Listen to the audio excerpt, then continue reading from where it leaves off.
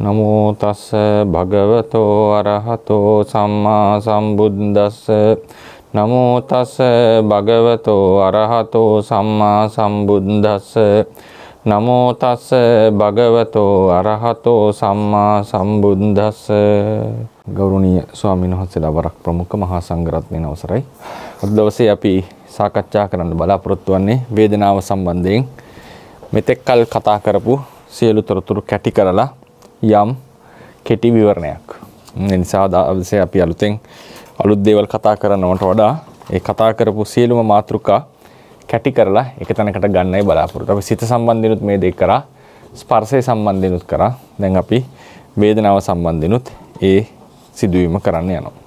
ඒකෙදි බලාපොරොත්තු වන්නේ දැන් වේදනාව කියන මාතෘකාව එක තැනකට කොටු කරලා. දැන් සමහර චෛසික ගත්තම ඒවයි කෘත්‍ය ගොඩක් අපිට පෙන්වන්න පුළුවන්. දැන් සංඥාව ගත්තම, සිහිය ගත්තම, ශ්‍රද්ධාව ගත්තම. නෝ වේදනාවේ තියෙන විශේෂයෙන්ම අනුභවන කෘත්‍යනේ. අනුභවන කෘත්‍යය තණ්හාවට ප්‍රත්‍යවීම, ඒ වගේම සංප්‍රයුක්ත ධර්ම පිනවීම, පීඩාවටපත් කිරීම වගේ යම්කිසි සීමිත ප්‍රමාණයක කොටසක් තමයි මේකේ තියෙන්නේ. හැබැයි ඒකේ තවත් ඉදිරියට යන්න පුළුවන්. මේ නිසා හටගත හැකි විපල්ලාස ආදී සම්බන්ධයෙන් ඒවා අපි වැඩි කතා කරන්න යන්නේ චෛසිකයේ හඳුන්වන අවස්ථාවේදී. ඉතින් වේදනාව පිළිබඳ විවරණයක් කතා කරනකොට ඉස්සෙල්ලාම මේ තමයි චිත්තුප්පාදය. අපි චිත්තුප්පාදය සහ අරමුණ කියන මාතෘකාව ගත්තම ඒ අරමුණ චිත්ත නිමිත්තට යම් ක්‍රමයකට වැටහෙනවා. එතකොට අරමුණෙන් සිතෙන් ඒ අරමුණ කෙරෙහි අවධානය දෙනවා. එතකොට වෙන්නේ මොකද්ද? ස්පර්ශය නැමැති ධර්මයෙන් මේ අරමුණ ස්පර්ශ කිරීම සිද්ධ වෙනවා. ඒ ස්පර්ශ කිරීම සිද්ධ වෙනකොට අරමුණේ තියෙන ගුණයක් තමයි ආරම්මන රසය කියන එක. මේක ආරම්මන රසය.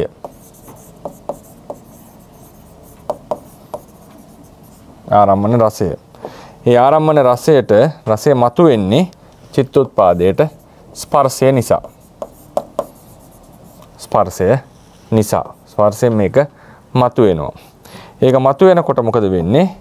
වේදනාව නම් වූ තවත් ධර්මයක් හටගෙන මේ ආරම්මන රසයට සංවේදී වෙනවා. මේ ආරම්මන රසයට සංවේදී වෙනවා. ඊට පස්සේ මේක තමයි වේදනාවේ සාමාන්‍යයෙන් විස්තර කරන ක්‍රමය. වේදනාවේ ලක්ෂණය, මේ තියෙන ලක්ෂණය සහ එහි කෘත්‍ය රසය එකිනෙකට සමානයි. වේදනාවේ ලක්ෂණය සහ කෘත්‍ය රසය එකිනෙකට සමානයි. ඒක තමයි අනුභවන ආරම්මන රසය අනුභව කිරීම. අනුභවන ලක්ෂණය අනුභවන කෘත්‍ය ලෙස හඳුන්වලා තිනවා. ආරම්මන රසය අනුභව කිරීම, ආරම්මන රසයට සංවේදී වීම. මේක තමයි සාමාන්‍යයෙන් වේදනාව හඳුන්වන්න තියෙන ක්‍රමය. සිතෙන් අපි ගත්තොත් ඒක චිත්තුප්පාදය කියලා ගන්න පුළුවන්. සිතෙන් අරමුණට අවධානය දෙනකොට මේක අරමුණ, මේක චිත්ත නිමිත්ත. අරමුණ ගනු ලබන ආකාරය. ඒතර අරමුණට අවධානය දෙනකොට සිතෙන් ස්පර්ශයේ විසින් ඒ අරමුණ ස්පර්ශ කරනවා. ඒතර ආරම්මන රසය මතුවෙනවා. ඒ ආරම්මන රසයට වේදනාව සංවේදී වෙනවා. ඒ සංවේදී වීම නැත්තම් ඒ අනුභව කිරීම, ඒක සංවේදී වීම තමයි අපි අනුභව කිරීම ලෙස හඳුන්වලා තියෙන්නේ. එහෙම වේදනාවේ කෘත්‍ය රසයත් බවට පත් වෙනවා. ඊළඟට මේ වේදනාව සම්බන්ධයෙන් මේ අපිට විස්තර කරනකොට මෙහෙම තමයි මේක අභිධර්මානුකූලව තේරවාදයට විස්තර කරන්න පුළුවන් වෙන්නේ. දැන් මේ වේදනාවම කොටස් කීපයකට බෙදෙනවා. අනුභවන ભેදයේ යටතේ වේදනාව බෙදෙනවා සුඛ දුක්ඛ උපේක්ඛා කියලා. සුඛ දුක්ඛ අදුක්ඛම සුඛ සමාන. අදුක්ඛම අපි එක වෙන පිටුවකට ගමු හැමුණොත්. වේදනාව තුනට කැඩෙනවා. සුඛ දුක්ඛ අදුක්ඛම සුඛ.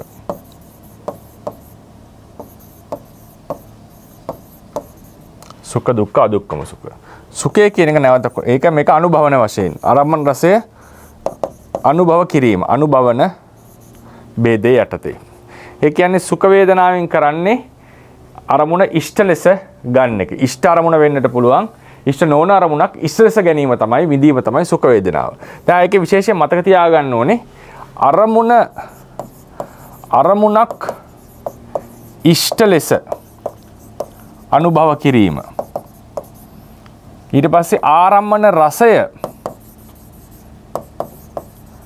ඉෂ්ට ලෙස අනුභව කිරීම කියන දෙකම මේ දෙකෙන්ම කියවෙන එකම අර්ථය. සමහර තැන්වල අරමුණ ඉෂ්ට ලෙස ගැනීම අනුභව කිරීම ඉෂ්ඨාරම්මන රසය අනුභවණය කිරීමකවත් මේ දෙකෙන්ම කියවෙන්නේ එකම අර්ථය කියලා මතක තියාගන්න. සමහර තැන්වල අපිට ආරම්මන රසය මතු කරන අටුවාවල අරමුණ ඉෂ්ට ලෙස ගැනීම, ඉෂ්ට ලෙස විඳීම වේදනාවල හඳුන්වලා තියෙනවා. ඒ නිසා ඒක ගැන ලොකුවටම මේ ભેදයක් සලකන්න එපා. අරමුණක් ඉෂ්ට ලෙස ගැනීම වේවා තමයි අරමුණ ඉෂ්ඨාරම්මන රසය විඳීම. නැත්නම් අරමුණක ආරම්මන රසය ඉෂ්ට ලෙස විඳීම කිව්වත් අරමුණක් ඉෂ්ට ලෙස දැනගත්තා කිව්වත් විඳ කිව්වත් ඒ දෙකෙන්ම කියවෙන්නේ එකම අර්ථය. ඒ දෙකෙන්ම කියවෙන්නේ එකම අර්ථය.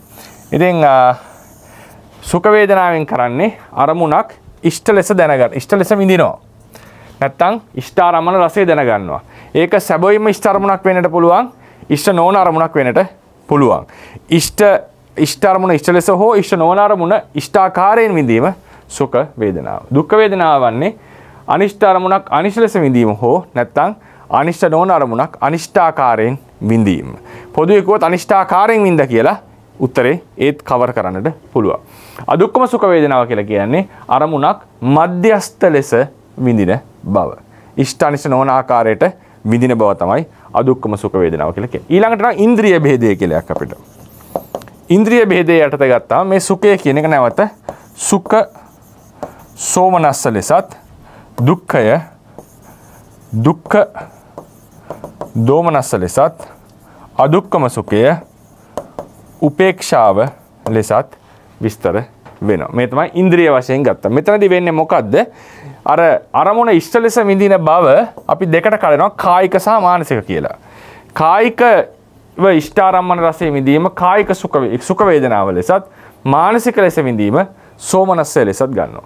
දුක්ඛයත් ඒ විදිහයි.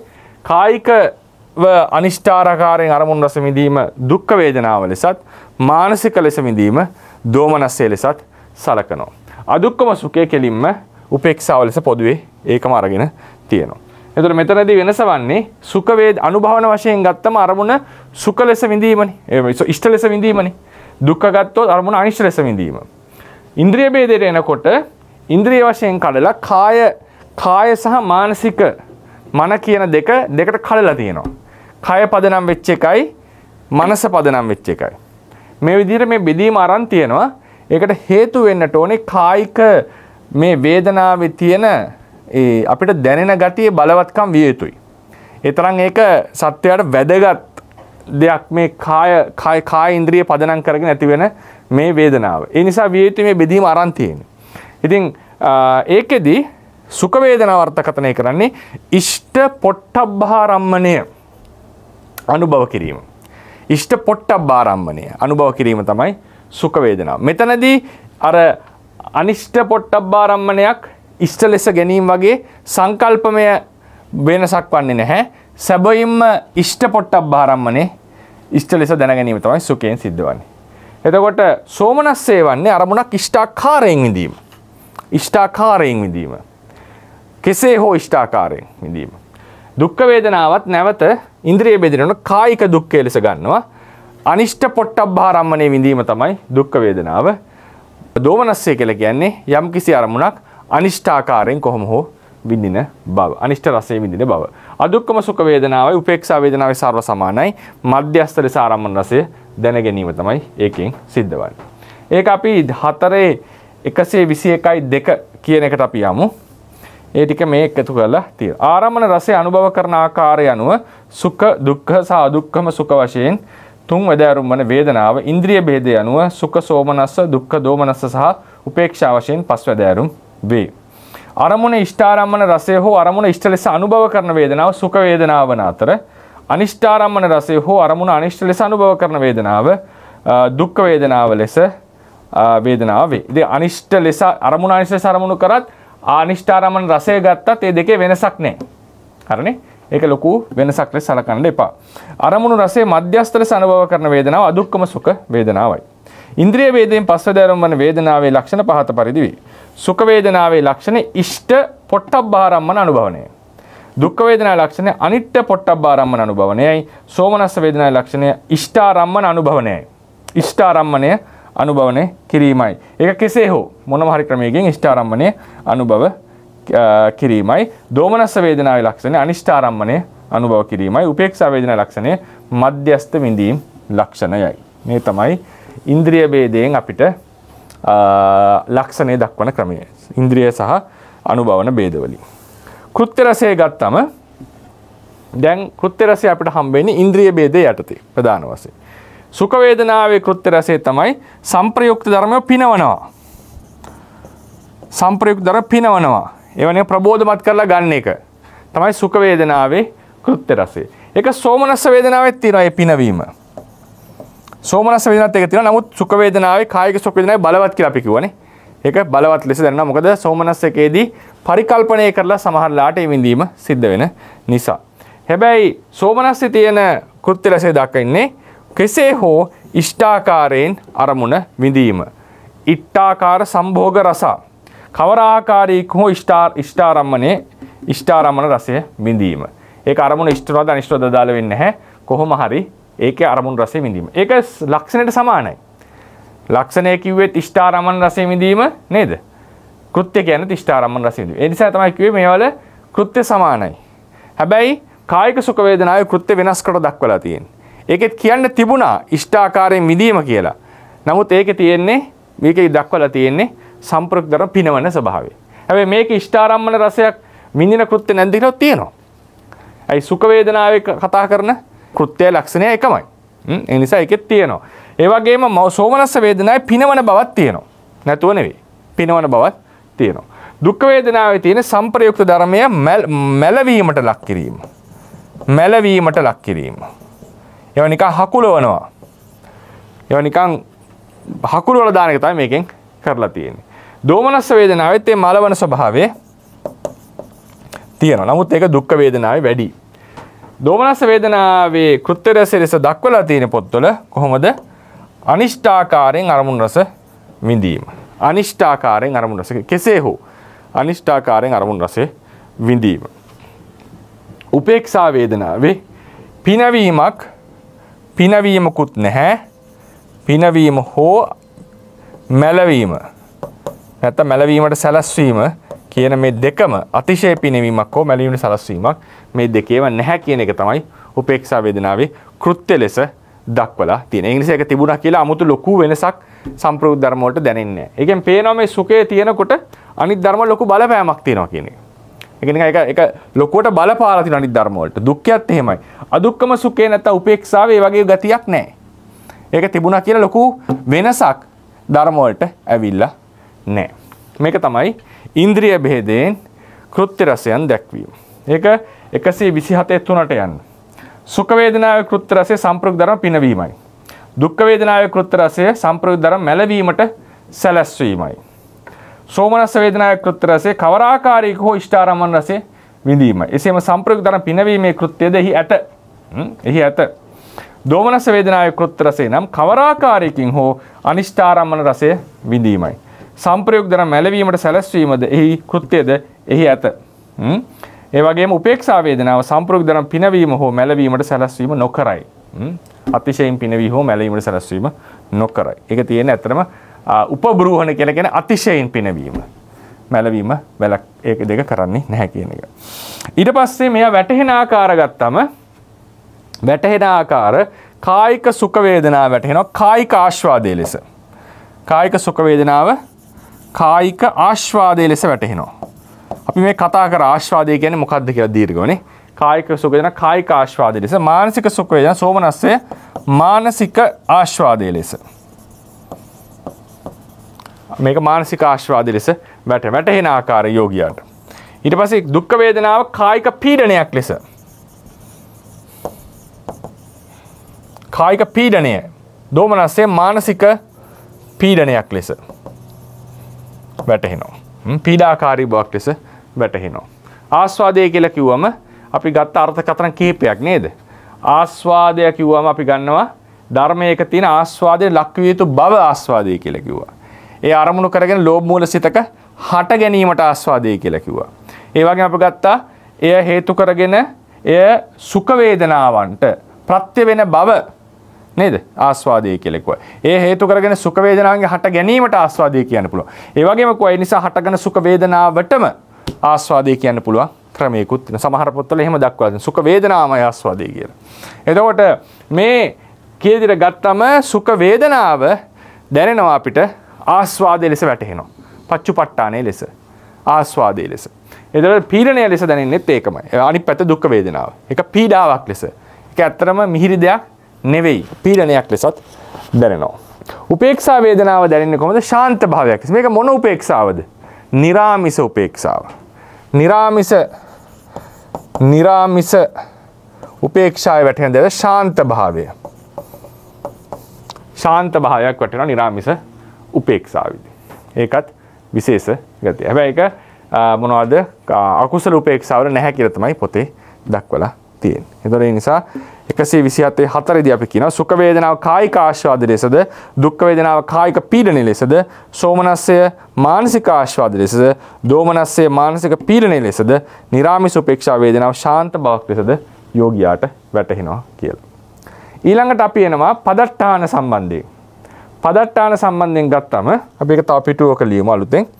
පදට්ඨාන වශයෙන් ගත්තම සුඛය කායික, සුඛය කියන්නේ කායික, සෝමනස්සය, ඊට පස්සේ දුක්ඛය, දෝමනස්සය, උපේක්ෂාව. මේ තමයි වේදනා වර්ග 5. මේවායේ පදට්ඨාන අපි පදට්ඨාන ආසන්න කාරණාව ගත්තාම සුඛයේ පදට්ඨානයේ ලෙස දක්වලා තියෙන මොකද්ද? සුඛේ සහ දුක්ඛේ දෙකේම පදට්ඨාන ලෙස දක්වලා තියෙන කාය ඉන්ද්‍රිය. කියන්නේ කාය ප්‍රසාදය කියන එක. මොකද කාය ප්‍රසාදයෙන් තොරව මේවා හටගන්නේ නැහැ. ඒ කාය ප්‍රසාදයේ හට ගැනීම තමයි මේවා අර විදිහේ ලොකු නිකන් දරුණු සංවේදනා ලෙස අපිට දැනෙන්නේ. සැප වේවා, දුක් සහගත වේවා. ඒ නිසා කාය ඉන්ද්‍රිය මේවල පදට්ඨාන ලෙස දක්වලා තියෙනවා. ඒ වගේම අපි කතා කරා අවශේෂ වේදනා, අවශේෂ කායික දෙපස් විඥාන වේදනා උපේක්ෂා සහගත වීමටත් කාය ඉන්ද්‍රිය ඇසුරු කරන වේදනාව සුඛ හෝ දුක්ඛ සහගත වීමටත් හේතුව තමයි ඒ ආරම්මණේ පොට්ටබ්බාරම්මණේ තියෙන විශේෂත්වය. අනිත්‍ය උපාදාය රූප වෙද්දී රූප සද්ද ගන්ධ රස උපාදාය රූප වෙද්දී පොට්ටබ්බාරම්මණය මහා භූත වෙලා තියෙනවා. ඒ නිසා පොට්ටබ්බාරම්මණයත් මේකේ විශේෂ පදට්ටාන ලෙස පේනවා. පොට්ටබ්බා රම්මණය. මේකේ ඉෂ්ඨ පොට්ටබ්බාරම්මණය කායිකට, මේකට අනිෂ්ඨ පොට්ටබ්බා රම්මණය. ඒ තරකයට අපි ආවේ කොහොමද? මේවායේ තියෙන මහා භූත ලක්ෂණය නිසා. අපි අරවා උපේක්ෂක වෙන්න හේතුවත්, මේවා සුඛ දුක්ඛ වෙන්න හේතුවත් කතා කරේ පොට්ටබ්බාරම්මණය පදනම් කරගෙන. ඊළඟට සෝමනස්සය ගැන කතා කරද්දී කියනවා නිරාමිස සෝමනස්සය. නිරාමිස සෝමනස්සය සම්බන්ධයෙන් පස්සද්ධිය. නිරාමිස සෝමනස්සය සම්බන්ධයෙන් පස්සද්ධිය ආසන්න කාරණාව. මොකද බුද්ධ දේශනාවක් තියෙනවා පස්සද්ද කායෝ සුඛං වේදේතිනේ. පස්සද්ද කායෝ සුඛං වේදේති කියලා දේශනා පාඩයක්. ඒ නිසා නිරාමිස එක මේ කතා කරන්නේ අකුසල එක නෙවෙයි. හැබැයි ඒ වගේ අපි කතා කරා වේදනාව සෝමනස්ස වීමේදී තවත් ප්‍රධානම හේතුවක් ලෙස අපිට පේනවා ප්‍රීති චෛතසිකයේ සමග යුක්ත වීම. ප්‍රීති චෛතසිකයේ සමග එකට හට ගන්නවා නම් අනිවාර්යෙන් වේදනාව සෝමනස්ස වෙනවා. ප්‍රීතිය බාධාවක් වේදනාව උපේක්ෂක වීමට සහ දෝමනස්ස සාගත වීමට. ප්‍රීතිය බාධාවක්. ප්‍රීති චෛතසිකයේ යම් සෛතික තියෙනවා නම් ඒක ඒකාන්තයෙන් සෝමනස්ස වෙනවාමයි. මෙතන චතුර්ථ ධානයේ විශේෂයෙන් අතහරිනවා. චතුර්ථ ධානයේදී ප්‍රීතිය යටපත් කරලා තියෙන්නේ. එතනදී මේ ප්‍රීතිය නැතුව සෝමනස්සය හට ගන්න අවස්ථාවක් තියෙනවා. මොකද ප්‍රීතිය විශේෂ මානසික ව්‍යායාමයකින් යටපත් කරලා තියෙන නිසා. ඊට පස්සේ දෝමනස්සයට ආසන්න කාරණාවට දක්වලා තියෙන පොත්වල හෘදේ වස්තුව. මොකද ඒක හටගන්නෙම පංචවෝකාර භවෙත් කාම භවෙ විතරයි. හෘදේ වස්තුව ඇසුරු කරන් විතරයි මේක හටගන්නේ. වස්තු රූපයකින් තොරව දෝමනස්සය හට ගැනීමක් නැහැ. ඉතින් ඒක වස්තු රූපේ කොතරම් එයා ඒ කියන්නේ වස්තු රූපේ නැතුව හටගන්න බැරිද? එතන ධාන වලටපත් වීම නිසා දෝමනස්සේ නැහැ වගේ පතාවන්නේ පේන්නේ. අරූප ලෝකයේ දෝමනස්සේ නැත්තේ වස්තු රූපයක් නැති නිසා කියලා කෙනෙක් මේකෙන් තර්කයක් ගේන්න පුළුවන්. ඊට වඩා කියන්නේ මොකද බ්‍රහ්ම ලෝකයේ දෝමනස්සේ නැහැ. ඒකට හේතුව කාමරාගය, ප්‍රබල කාමරාගය නැතිවීම. ඉතින් ඒ නිසා මේක කොතරම් සාර්ථක පදට්ටහනයක්ද කියන එක තේරෙන්නේ නැහැ. නමුත් පැහැදිලිවම පේන විශේෂ පදට්ටහනයක් තමයි පටිඝය. නැත්තම් පටිඝය. ඒ කියන්නේ ද්වේෂය. මොකද අපිට හම්බ වෙනවා අර වේදනා විභාගයේදී අහේතුක සිත් ගැන කතා කරද්දී දෝමනස්ස වේදනාවක් සංතීර්ණ සිත්වලට පහළ නොවන්නට අති අනිෂ්ඨාරම්මනයේදී හේතුව තමයි දෝමනස්ස ඒකාන්තයෙන් පටිඝය සමග සංප්‍රයුක්ත විය යුතුයි. හැබැයි පටිඝය විපාක සිතක පහළ වෙන්නේ නැහැ. ඒක අකුසල සිතක විතරයි. ඒ නිසා දෝමනස්ස වේදනාව හටගන්නේ නැහැ කියන එක එක අර්ථ විකල්පයක්. තව අනිත් අර්ථ විකල්පය තමයි ඒකට දෙන මේ කතා කරන්නේ අකුසල විපාක සිතක් ගැන. අනිෂ්ඨාරම්මණයක් අනුභව කරනවා නම් අකුසල විපාක සිත හටගන්නේ අකුසල සිත්වල ප්‍රතිඵලයක් ලෙස. අකුසල සිත් හැමතිස්සෙම උද්ධච්චයෙන් පීඩිතයි. උද්ධච්චයේ බලපෑමට ලක් වෙලා. උද්ධච්චයේ බලපෑමට ලක් වුණාම ඒ අකුසල සිත් හැමතිස්සෙම අහේතුකයි. සහේතුක වෙන්නේ නැහැ. එතකොට ඒක සහේතුක වෙන්නේ නැති වුණාම ද්වේෂය හටගන්නේ නැති නිසා ඒවවල දෝමනස්සේ හටගන්න නැහැ කියන එකත් අපිට කියන්නට පුළුවන්. ඉතින් ඒ විදිහට ඒකට වෙනම අප්‍රෝචස් දෙකකින් විස්තරය ගන්නට පුළුවන්. ඒකෙන් අන්තිමට කියවිලා තියෙන ක්‍රම දෙකෙන්ම කියවිලා තියෙන්නේ ද්වේෂය නැහැ. ද්වේෂය නැති තැන දෝමනස්සේ නැහැ කියන එකයි. ද්වේෂය නැති තැන දෝමනස්සේ නැහැ කියන එකයි කියවිලා තියෙන්නේ.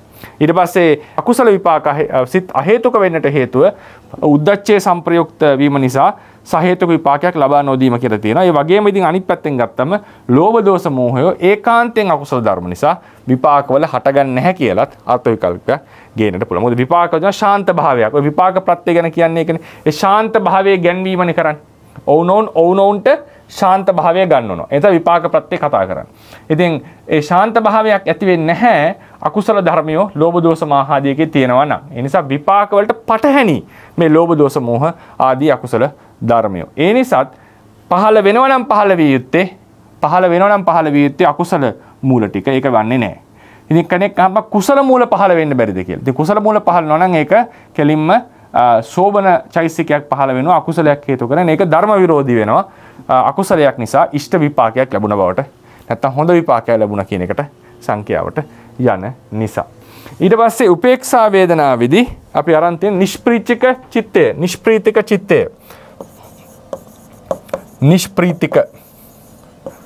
චිත්තය. හැබැයි මේක මේ චිත්තයේ දෙපස් විඥාන වර්ධිත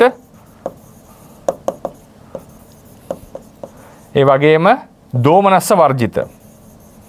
දෝමනස්සේ නැති නිෂ්ප්‍රීතික චිත්ත වෙන්නට ඕනේ. ඒ වගේ දෝමනස්සයක් නැති දෙපස් විඥානට අයත් නොවන ප්‍රීතිය රහිත සිතක් වුණා නම් වේදනාව උපේක්ෂක වෙනවා. හැබැයි මෙතන තව විශේෂත්වයක් තියෙනවා චතුර්ථ ධානය. චතුර්ථ ධානයේදී අපි කිව්වා චතුර්ථ ධානයේදී කතාව කියන්නේ මොකද්ද? එතනදී ඒක විශේෂ මානසික බලයකින් තමයි මේක යටපත් කර දෙන ප්‍රීතිය. මොකද නිෂ්ප්‍රීතික චිත්තය කියන එක හම් වෙන්නේ විසුද්ධි මාර්ගය අපිට. මේ පදට්ටහන. ඒ පදට්ටහනේ විශ්ලේෂණය කරනකොට අපිට හම් වෙනවා නිෂ්ප්‍රීතික චිත්ත තමයි දෙපස් විඥාන. හැබැයි වේදනා උපේක්ෂා සහගතයි 8කම. නේද? ඊට පස්සේ ද්වේෂ මූල සිත නිෂ්ප්‍රීතිකයි. වේදනාව දෝමනස සහගතයි. ඊට පස්සේ චතුර්ථ ධානයේ නිෂ්ප්‍රීතිකයි. වේදනාව සෝමනස සහගතයි. එතකොට මේකට හරියන්න මේ ටික ඇඩ් කරගන්න ඕනේ අපි. දෙපස් විඥානේ වර්ජිත, දෝමනස්සේ නැති, ඒ වගේම චතුර්ථ ධානයේ හැර. චතුර්ථ ධානයේ හැර වෙන්නේ ප්‍රීතිය බලෙන් යටපත් කරපු නිසා. හරිනේ. එතකොට මේ විදිහට පදට්ටාන අපිට හම්බෙලා තියෙන්නේ. සුඛයට අපි පදට්ටාන දෙකක් අපි කතා කරා. කායින්ද්‍රිය, ඉෂ්ඨ පොට්ටබ්බාරම්මනේ, සෝමනස්සයට, නිරාමිසයකට පස්සද්ධිය හැම එකටම ගන්න පුළුවන් ගත්තා ප්‍රීතිය. දුක්ඛයට කායින්ද්‍රිය, අනිෂ්ඨ පොට්ටබ්බාරම්මනේ අපිට ගන්නට පුළුවන්. දෝමනස්සයට අපිට පොතේ හැමෙන් හදේ වස්තුව විශේෂ එකක් ලෙස ගන්න පුළුවන් පටිඝය, නැත්නම් ද්වේෂය. ඊට පස්සේ නිෂ්ප්‍රීතික චිත්තය උපේක්ෂා වේදනාවට පොතේ දීලා තියෙනවා. ඒතර මේ තමයි පදට්ටහන ගැන අපි කතා කරපු කරුණු ටික. ඒකට අපි එමු 127 5. 127.5. සුඛ වේදනාවේ සහ දුක්ඛ වේදනාවේ ආසන්න කාරණය කායික ඉන්ද්‍රිය නම් වූ කාය ප්‍රසාදයයි. කාය ඉන්ද්‍රිය නම් වූ කාය ප්‍රසාදයයි. එසේම ඉෂ්ඨානිෂ්ඨ පොට්ටබ්බාරම්මනද පිළිවෙලින් සුඛේ සහ දුක්ඛේ හට ගැනීමට වැදගත් සාධක වේ. නිරාමිස සෝමනස්සේ ආසන්න කාරණා. ඒක නිරාමිස වැදගත්. නිරාමිස සෝමනස්සේ ආසන්න කාරණාව පස්සද්ධිය වන අතර හැම සෝමනස්සයක්ම ප්‍රීතිය නිසා හටගන්න නිසාද ප්‍රීතිය ඇති සිත් කිසිවිටකත් සෝමනස්සයෙන් තොර නොවන නිසාද ප්‍රීතියද සෝමනස්සේ ආසන්න කාරණාවක් ලෙස දැක්විය හැකියි. අපි ඒක විශේෂ වශයෙන් කතා කරා ප්‍රීතිය බාධාවක් නේද? වේදනාව සෝමනස්ස උපේක්ෂක හෝ දෝමනස්ස වීමට කියන එක. දෝමනස්සේ ආසන්න කාරණාව ලෙස දක්වා ඇත්තේ හෘදය වස්තුවයි. එසේම පටිඝය හෙවත් ද්වේෂයද දෝමනස්සේ ආසන්න කාරණාවක් වේ.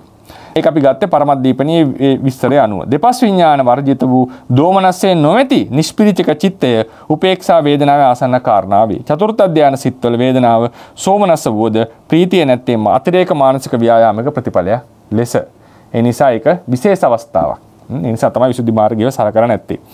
ඊට පස්සේ ඊළඟට අපි ගත්ත එක තමයි හැම වේදනාවකටම පොදු පදට්ටානයක් සලකනවා නම් සලකන්නට තියෙන්නේ ස්පර්ශය. සිතෙන් අරමුණට අවධානය දෙනකොට ස්පර්ශයෙන් ඒක ස්පර්ශ වෙනකොට ආරම්මන රසය මතුවෙලා වේදනාව විසින් මිදින නිසා ස්පර්ශය හැම වේදනාවකටම පොදු වූ ආසන්න කාරණාව ලෙස ගන්නට පුළුවන්. හැම වේදනාවකට පොදු වූ ආසන්න කාරණාව ස්පර්ශයයි. ස්පර්ශයෙන් අරමුණ ස්පර්ශ කර කල්හි ආරම්මන රසය චිත්තෝප්පාදයට ප්‍රකට වී වේදනාවෙන් අරමුණ රස දැනගනු ලැබේ. වේදනාව විසින් අරමුණ රසය ඉෂ්ඨාකාරයෙන් දැනගන්නා විට සහ ඉෂ්ඨාරම්මන රසය විඳීමට අපේක්ෂාවක් ඇතිවන විට ඒකෙන් වෙන්නේ මොකද? අරමුණ ඉෂ්ඨ ලෙස විඳිනකොට සහ ඉෂ්ඨාරම්මනට අපේක්ෂාවක් ඇති වෙන විට ජීවිතය සහ පැවැත්ම සුන්දර දෙයක් ලෙස සත්‍යයට වැටහි.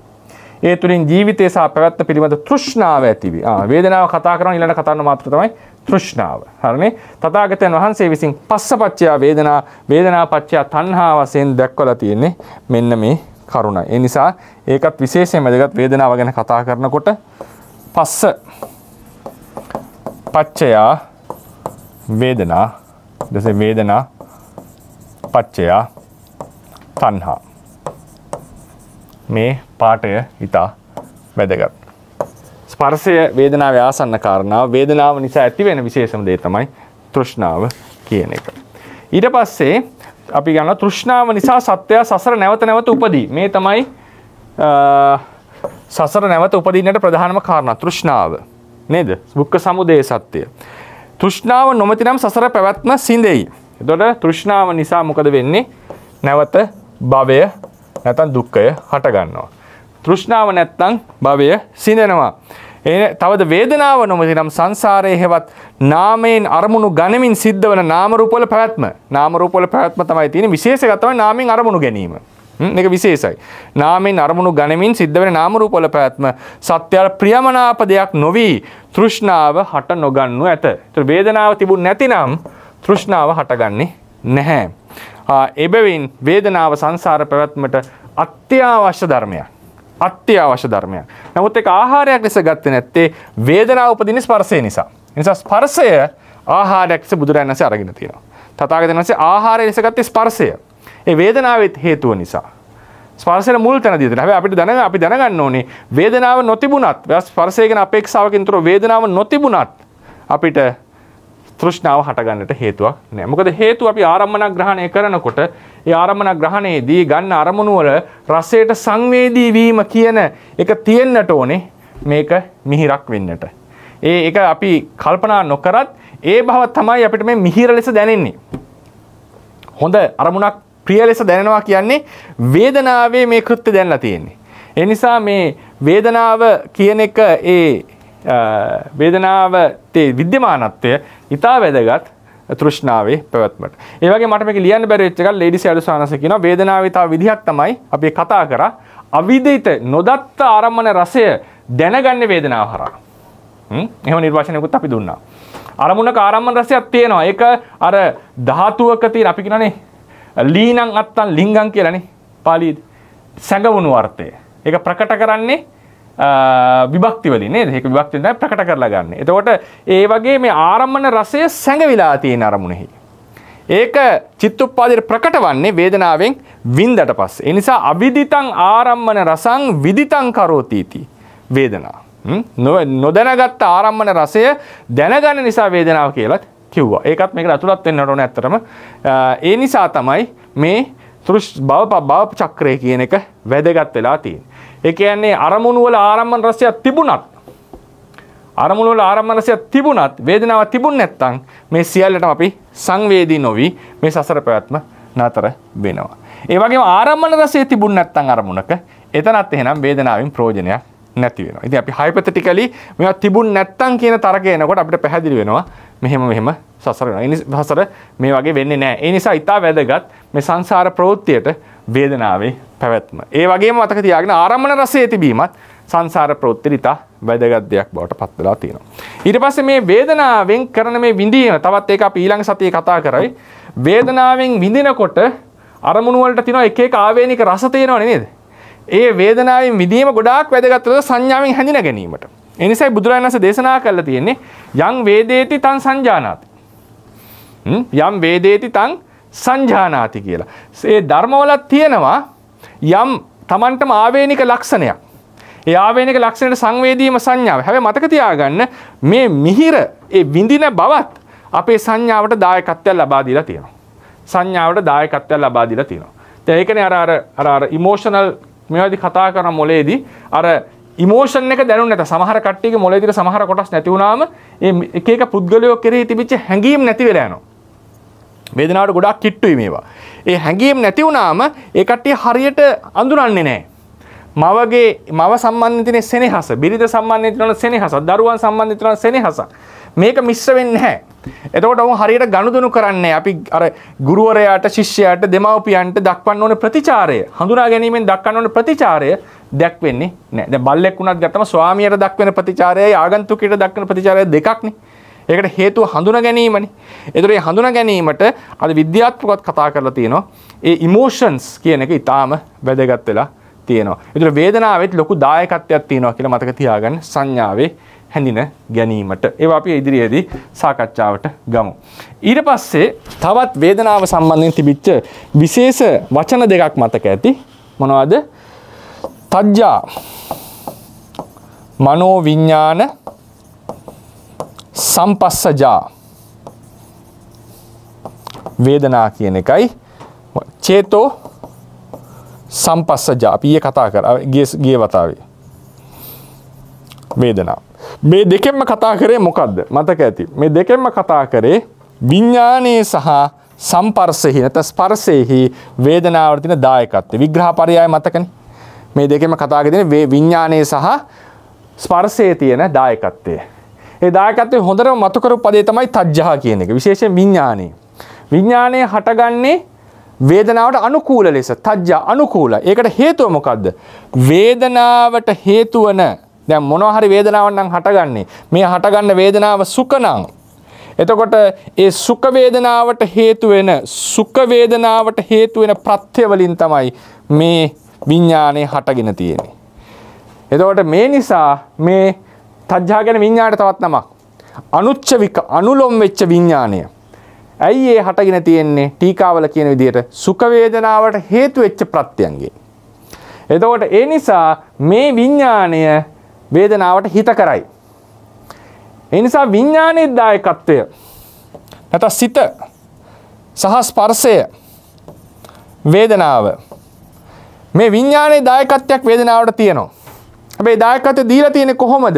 විසුද්ධිමා අපේ අටුවාවේ කියන විදිහට අනුටීකාවල කියන විදිහට සිත ඒ නිසා සිතෙන් ඇති වෙනවා ඒට අනුකූල ස්පර්ශයක් වේදනාවට අනුකූල ස්පර්ශයක් වේදනාවට ගැළපෙන ස්පර්ශයේ සිත ඇති කරනවා නැත්නම් සිතත් සමග වේදනාවට ගැළපෙන ස්පර්ශයක් තියෙනවා රේරුකාණී ශාස්ත්‍රලා කියන විදිහට සිතෙන් ස්පර්ශය ඇති කරනවානේ නැත්නම් සිතත් සමග ස්පර්ශය තියෙනවා වෙන ක්‍රමයකට හැබැයි මොන ස්පර්ශයක්ද වේදනාවට ගැළපෙන ස්පර්ශයක් ඒ ස්පර්ශයට දායකත්වය දීලා තියෙනයි සිත එහෙම කරලා තියෙන්නේ. එයා හටගෙන තියෙන්නේ සුඛ වේදනාවට ප්‍රත්‍ය වෙන ධර්ම වලින්. හටගෙන තියෙන්නේ. ඒ නිසා මේ සිතත් වේදනාවේ ඉපැත්මට අත්‍යවශ්‍යයි. ස්පර්ශය කෙලින්ම සම්බන්ධයි. ඒ කියන්නේ වාදයක් නෑ. ස්පර්ශය කෙලින්ම සම්බන්ධයි. ඒ නිසා සිතත් වේදනාවේ වැදගත්ම අංගයක්. වේදනාව හට ගැනීමට වැදගත්ම අංගය ලෙස දක්වලා තිනවා. සිතක යම්කිසි වේදනාවක් හට ගනීද එම සිත එහි හටගන්නා වේදනාවට සුදුසු පරිදි හටගනී. තවත් ක්‍රමයකින් කිව්වොත් සිතක් හැම විටම තමන් හා එකට හටගන්නා වේදනාවේ හට ගැනීමට උපකාර වන ප්‍රත්‍යයන්ගෙන් හටගනී. සුඛ වේදනා නම් සුඛ වේදනාට උපකාර ප්‍රත්‍යයන්ගෙන්, දුක්ඛ වේදනා නම් දුක්ඛ වේදනාට උපකාරක ප්‍රත්‍යයන්ගෙන්. එවිට එම සිත සමග හටගන්නා ස්පර්ශය අදාළ වේදනාවට ගැළපෙන පරිද්දෙන් පවතී. නැත්නම් රේරුකාණ සංස්කාරය කියන විදිහට ඒ ලෙසට ස්පර්ශය උපදවයි. ඒ ලෙසට ස්පර්ශය උපදවයි. ක්‍රම දෙකම හරි. එබැවින් ඕනෑම වේදනාවක් Taman සමග හටගන්නා සිතෙහි සහ ස්පර්ශයේ උපකාරයේ සහිතවම හටගනී. සිතත් මේකේ වැදගත්. අමතක කරන්න බෑ අපිට. ඒ සිත අමතක කරන්න බැරි පද කොහෙන්ද හම්බෙන්නේ? ධම්මසංගණී. මොකද්ද? එබැවින් වේදනාව තජ්ජා මනෝ විඥාන ධාතු සම්පස්සජා කියාද චේතෝ සම්පස්සජා කියාද ධම්මසංගණී හඳුන්වනු ලැබෙනවා. ඒ නිසා ස්පර්ශය විතරක් නෙවෙයි සිතේ වේදනාවට දායකත්වයක් අටුවාවලම පෙළාටුවාවලම කතා කරනවා තියෙනවා කියන එක මතක තියාගන්න. ඊළඟට එනවා අපි කලින්ම කතා කරපු කතා මාතෘකාවක්. මේක හම්බෙන්නේ ප ဋ ාණෙන් අපිට.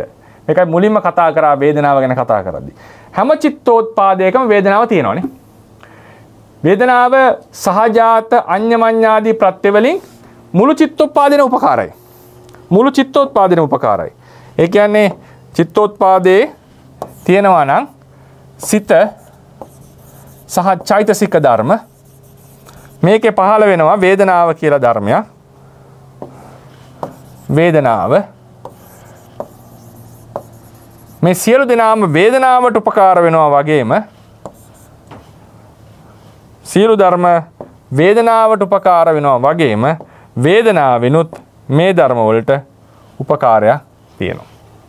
වේදනාව අඤ්ඤමඤ්ඤ උපකාරයක් තියෙනවා. මේ කොහොමද අපි අර්ථකථනය කරන්නේ? මොකද වේදනාව සැබවින්ම දැන් ස්පර්ශයේ අනිත් ධර්ම වලට උපකාරයේ වැදගත් ලෙස පේන්න පුළුවන්. සිතේ වැදගත් පේනවා. වේදනාවේ අයි කොහොමද සිතට ප්‍රත්‍ය උනේ? වේදනාවයි සිතට උපකාර උනේ කියන ප්‍රශ්නයක් තියෙනවා. මේක අපිට ක්‍රම දෙකකට විස්තර කරන්න පුළුවන්. නමුත් දෙවෙනි ක්‍රමය ඒක මම විස්තර කරන්නම් අන්තිමට. ඒක ඇත්තට කොතරම් සාර්ථකද කියලා තමම තීරණය කරා. එතකොට පළවෙනි ක්‍රමය තමයි චිත්තෝත්පාදයක් හැමතිස්සෙම මොකද්ද වෙන්න ඕනේ? අර්ථ සාධක විය යුතුයි. අර්ථ සාධක. අර්ථ සාධක විය යුතුයි. ඒතර චිත්තෝත්පාදය අර්ථ සාධක වීම කියන එක ගත්තම දැන් සිත තනියම හටගන්න බැරි එකයි. දැන් කෙනෙක් අහපලා ඇයි සිතට ස්වාමීන් තනියම හටගන්න බැරි? ඒක පවතින්න බැරිද? චෛතසිකයක් නැතුව. එහෙම වුණා නම් එහෙම සංසාර පැවැත්ම වෙන්නේ නැහැ. හරියට ආරම්මන ග්‍රහණයක් වෙන්නේ. එකෙන් කියවෙලා තියෙන්නේ මොකද්ද? ධර්ම නියාමයක් තිබිලා තියෙනවා. සියල්ලටම උඩින්. ධර්ම නියාමයක් තියෙනවා. Doctrine of necessity. මේක මෙසේ විය යුතුයි. මේක තමයි ධර්මතාවය. මේක තමයි law එක. මොකද්ද? සිත අර්ථ සාධක විය යුතුයි. නිරපරාදේ නිෂ්කාරණව සිත් පහළ වෙන්නේ. ඔක රේරුකාණේ හාමුදුරුවෝ කියනවනේ. නිරපරාදේ සිත් පහළ වීමක් නැහැ. චිත්ත වීති ගැන හඳුන්වද්දි කියලා තියෙනවනේ. බැරි වෙලාවල් චිත්ත වීතියක් ලෙස වැඩ කරේ නැත්නම් සිත දුර්වලයි. කිසිම වැඩකට නැති දෙයක් වෙනවා. ඒතකොට එහෙම සිත් පහළ වීමක් නැහැ ලෝකේ. සිත පහළ වෙන්නේ කොමාරේ අර්ථ සාධක විදිහට. යම් කිසි දේවල් කරන්න පුළුවන්. මොනවද විශේෂයෙන් අර්ථ සාධක වෙන්නවනේ මොන කරුණු යටතේද? සංසාරයේ දිග්ගැසිය යුතුයි. මේක දිග්ගැස්සන ක්‍රමයට තියෙන්නේ. යම් කෘත්‍යයන් සිද්ධ ඒක එහෙම වෙන්නට නම් අපි යම් කෘත්‍යයන් ඉෂ්ට සිද්ධ කරගත යුතුයි. ඒ කියන්නේ අපිට යම් කිසි කරුණක් දිහා බලලා ඒක තේරුම් ගන්න පුළුවන් වෙන්න ඕනේ. අපිට යම් කෘත්‍ය කායික වාචික ක්‍රියාකාරකම් කරන්න පුළුවන් වෙන්නට ඕනේ. අපිට කර්ම රැස් කරගන්න පුළුවන් වෙන්න ඕනේ. මේ වගේ නිකන් අර්ථ සාධනයක් තියෙනවා. ප්‍රධාන මේ හැම එකටම උඩින් තියෙන වැදගත්ම කාදනේ තමයි මේ සංසාරයේ දිග්ගැස්සෙන්නේ මේක හැදිලා තියෙන්නේ. ඇයි කර්ම රැස් වෙන්නේ? ඇයි ප්‍රතිසන්දි ගන්නෙ? මේ විස්තර කරන්න බෑ සියල්ලෙන් සියල්ල ගැඹුරින්. ඒක තමයි ධර්ම නියාමය. මොකද්ද? සසර යන විදිහට හැදිලා තියෙන්නේ. ඒ නිසා තමයි බුදුරජාණන් වහන්සේ කිව්වේ මේක උඩුගම් බලා පීනීමක්. මොකද ධර්ම නියාමයට විරුද්ධව යන එකක් මේ කරලා තියෙන්නේ. ඉතින් ඒකෙදී අර්ථ සාධක වීම වැදගත්. ඒ අර්ථ සාධක වීමේ තියෙන විශේෂම දෙයක් මේ සංසාර ප්‍රවෘත්ති අදහලව අර්ථ සාධක වීම විශේෂ දෙයක් තමයි ගන්න අරමුණෙහි ආරම්මන රසයට සංවේදී වීම. ආරම්මන රසයට සංවේදී වීම ඉතා වැදගත් අර්ථ සාධකයක්. අර්ථ සාධක ලක්ෂණයක්.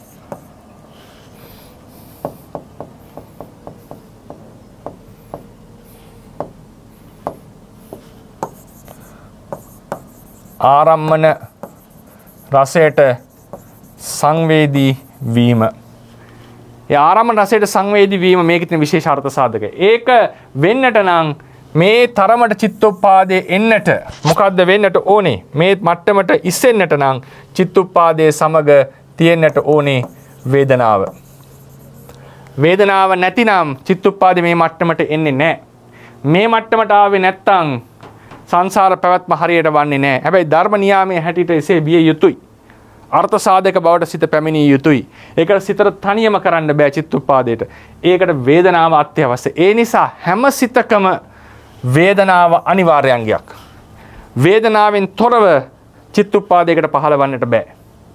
වේදනාව සහජාත, අඤ්ඤමඤ්ඤ, නිස්සරය, සම්ප්‍රයුක්ත මේ හැම ප්‍රත්‍යයකින්ම හැම සිතකටම හැම නාම ධර්මයකටම තමන් හා උපදින හැම නාම ධර්මයකට අනිවාර්යෙන් උපකාර වෙනවාමයි. අනිවාර්යෙන් උපකාර වෙනවාමයි. එතකොට මොකක්ද එතන කිව්වේ? මෙතනට චිත්තෝපාදේ පැමිණිය යුතුයි. ඒ පැමිණෙන්න ඕනේ. ඇයි? ඒක තමයි ධර්ම නියාමය. ඒකට වේදනාව අත්‍යවශ්‍යයි. තවත් ඔය හේතුඵලය දක්වන තව ක්‍රමයක් තියෙනවා තේරවාදී. ඒක ටිකක් බැලුව බැලමට අමුතු එකක් වෙයි. ඒකත් පුළුවන් නම් මේකට යොදා ගන්න බලන්න මේ පරියායට. මොකක්ද ඒක අපිට හම් වෙන්නේ මෙතනදී? අපිට හම් වෙනවා පස්සපච්චය වේදනා කියලා පාඩයක් එනවනේ. ස්පර්ශපච්චය වේදනා. චක්කු විඥානයේ තියෙන ස්පර්ශය උදාහරණයකට. චක්කු විඥාන ස්පර්ශය ප්‍රත්‍ය වෙනවා කියලා කියනවා ආවර්ජන සිතේ වේදනාවට. චක්කු විඥාණයට පස්සේ පහළ වෙන්න ඕනේ මොකද? සම්පටිච්ඡනේනේ. සම්තීරණේනේ. ආවර්ජනාව පහළ වෙන්න ඕනේ ඊට කලින් පංචද්වාර ආවර්ජන සිත. මේකේ තියෙන වේදනාවට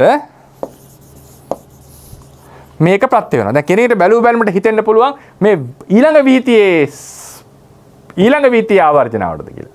දැන් මේක අටුවවල ගන්නේ ඒට කලින් සිතේ වේදනාවට. දැන් බලන්න පංචද්වාර ආවර්ජන සිත පහළ නිරුද්ධ වෙන්නට ඕනේ චක්කු විඥානේ පහළ වෙන්න. හරිනේ?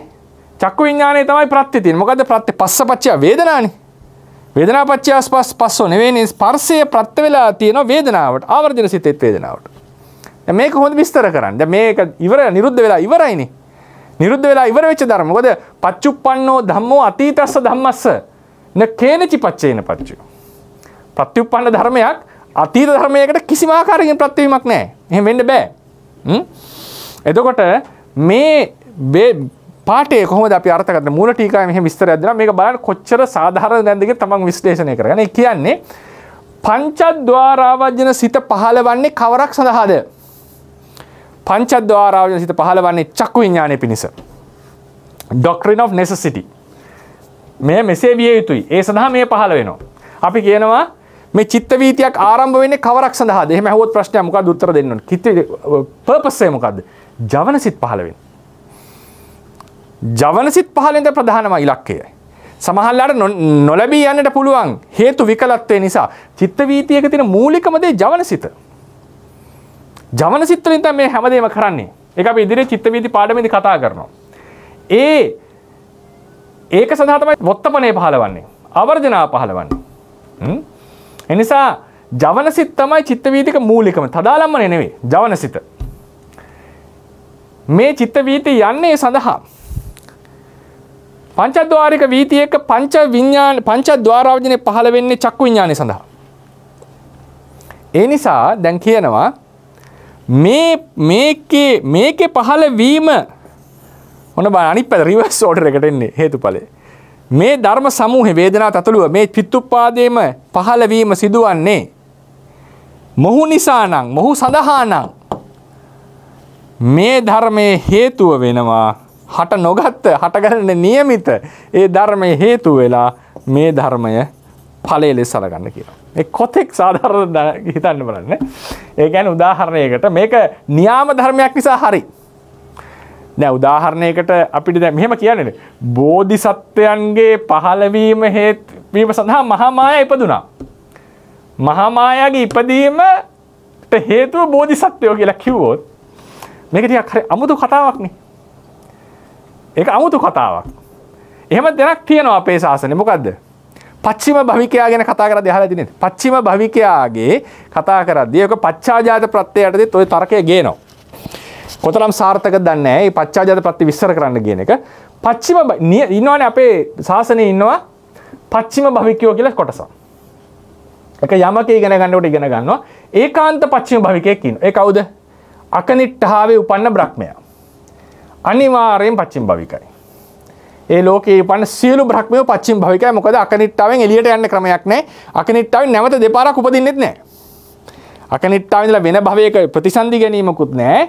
අකනිට්ඨාවෙන් දෙපාරක් ඉපදීමකුත් නැහැ. එහෙනම් අනිවාර්යෙන් පිරිනිවන් පෑ යුතුයමයි.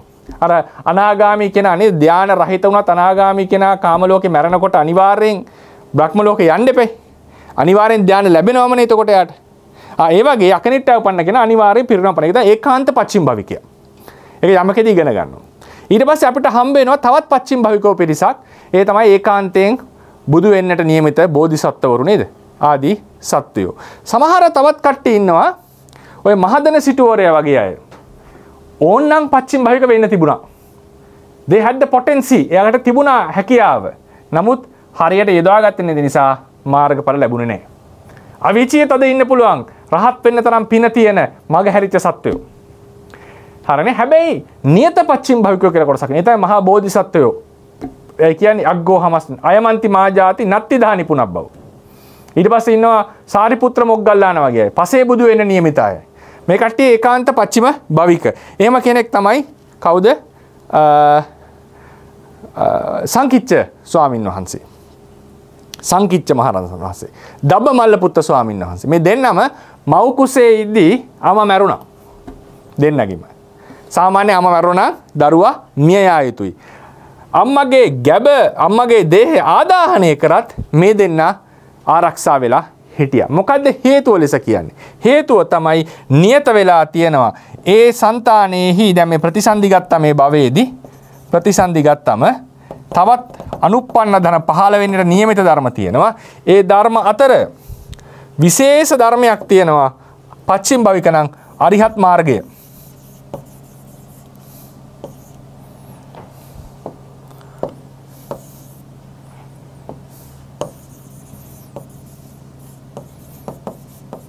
ඒ අරිහත් මාර්ගයේ 15 වෙනි නියමිතයි ඒකාන්තයෙන්.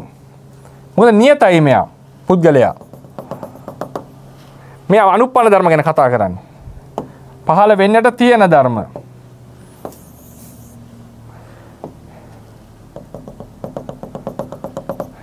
මේ අවස්ථාවේදී ජීවිතේට ලොකු බාධාවක් ආවා මැරෙන්නට.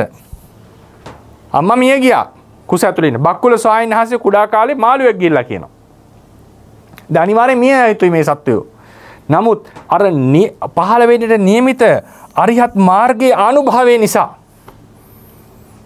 එහි ආනුභාවයේ හේතුව අනුප්පන්න ධර්මයක ආනුභාවය නිසා මේ ධර්මය මේ සත්වයා මිය යන්නේ නැතුව ජීවත් වෙනවා.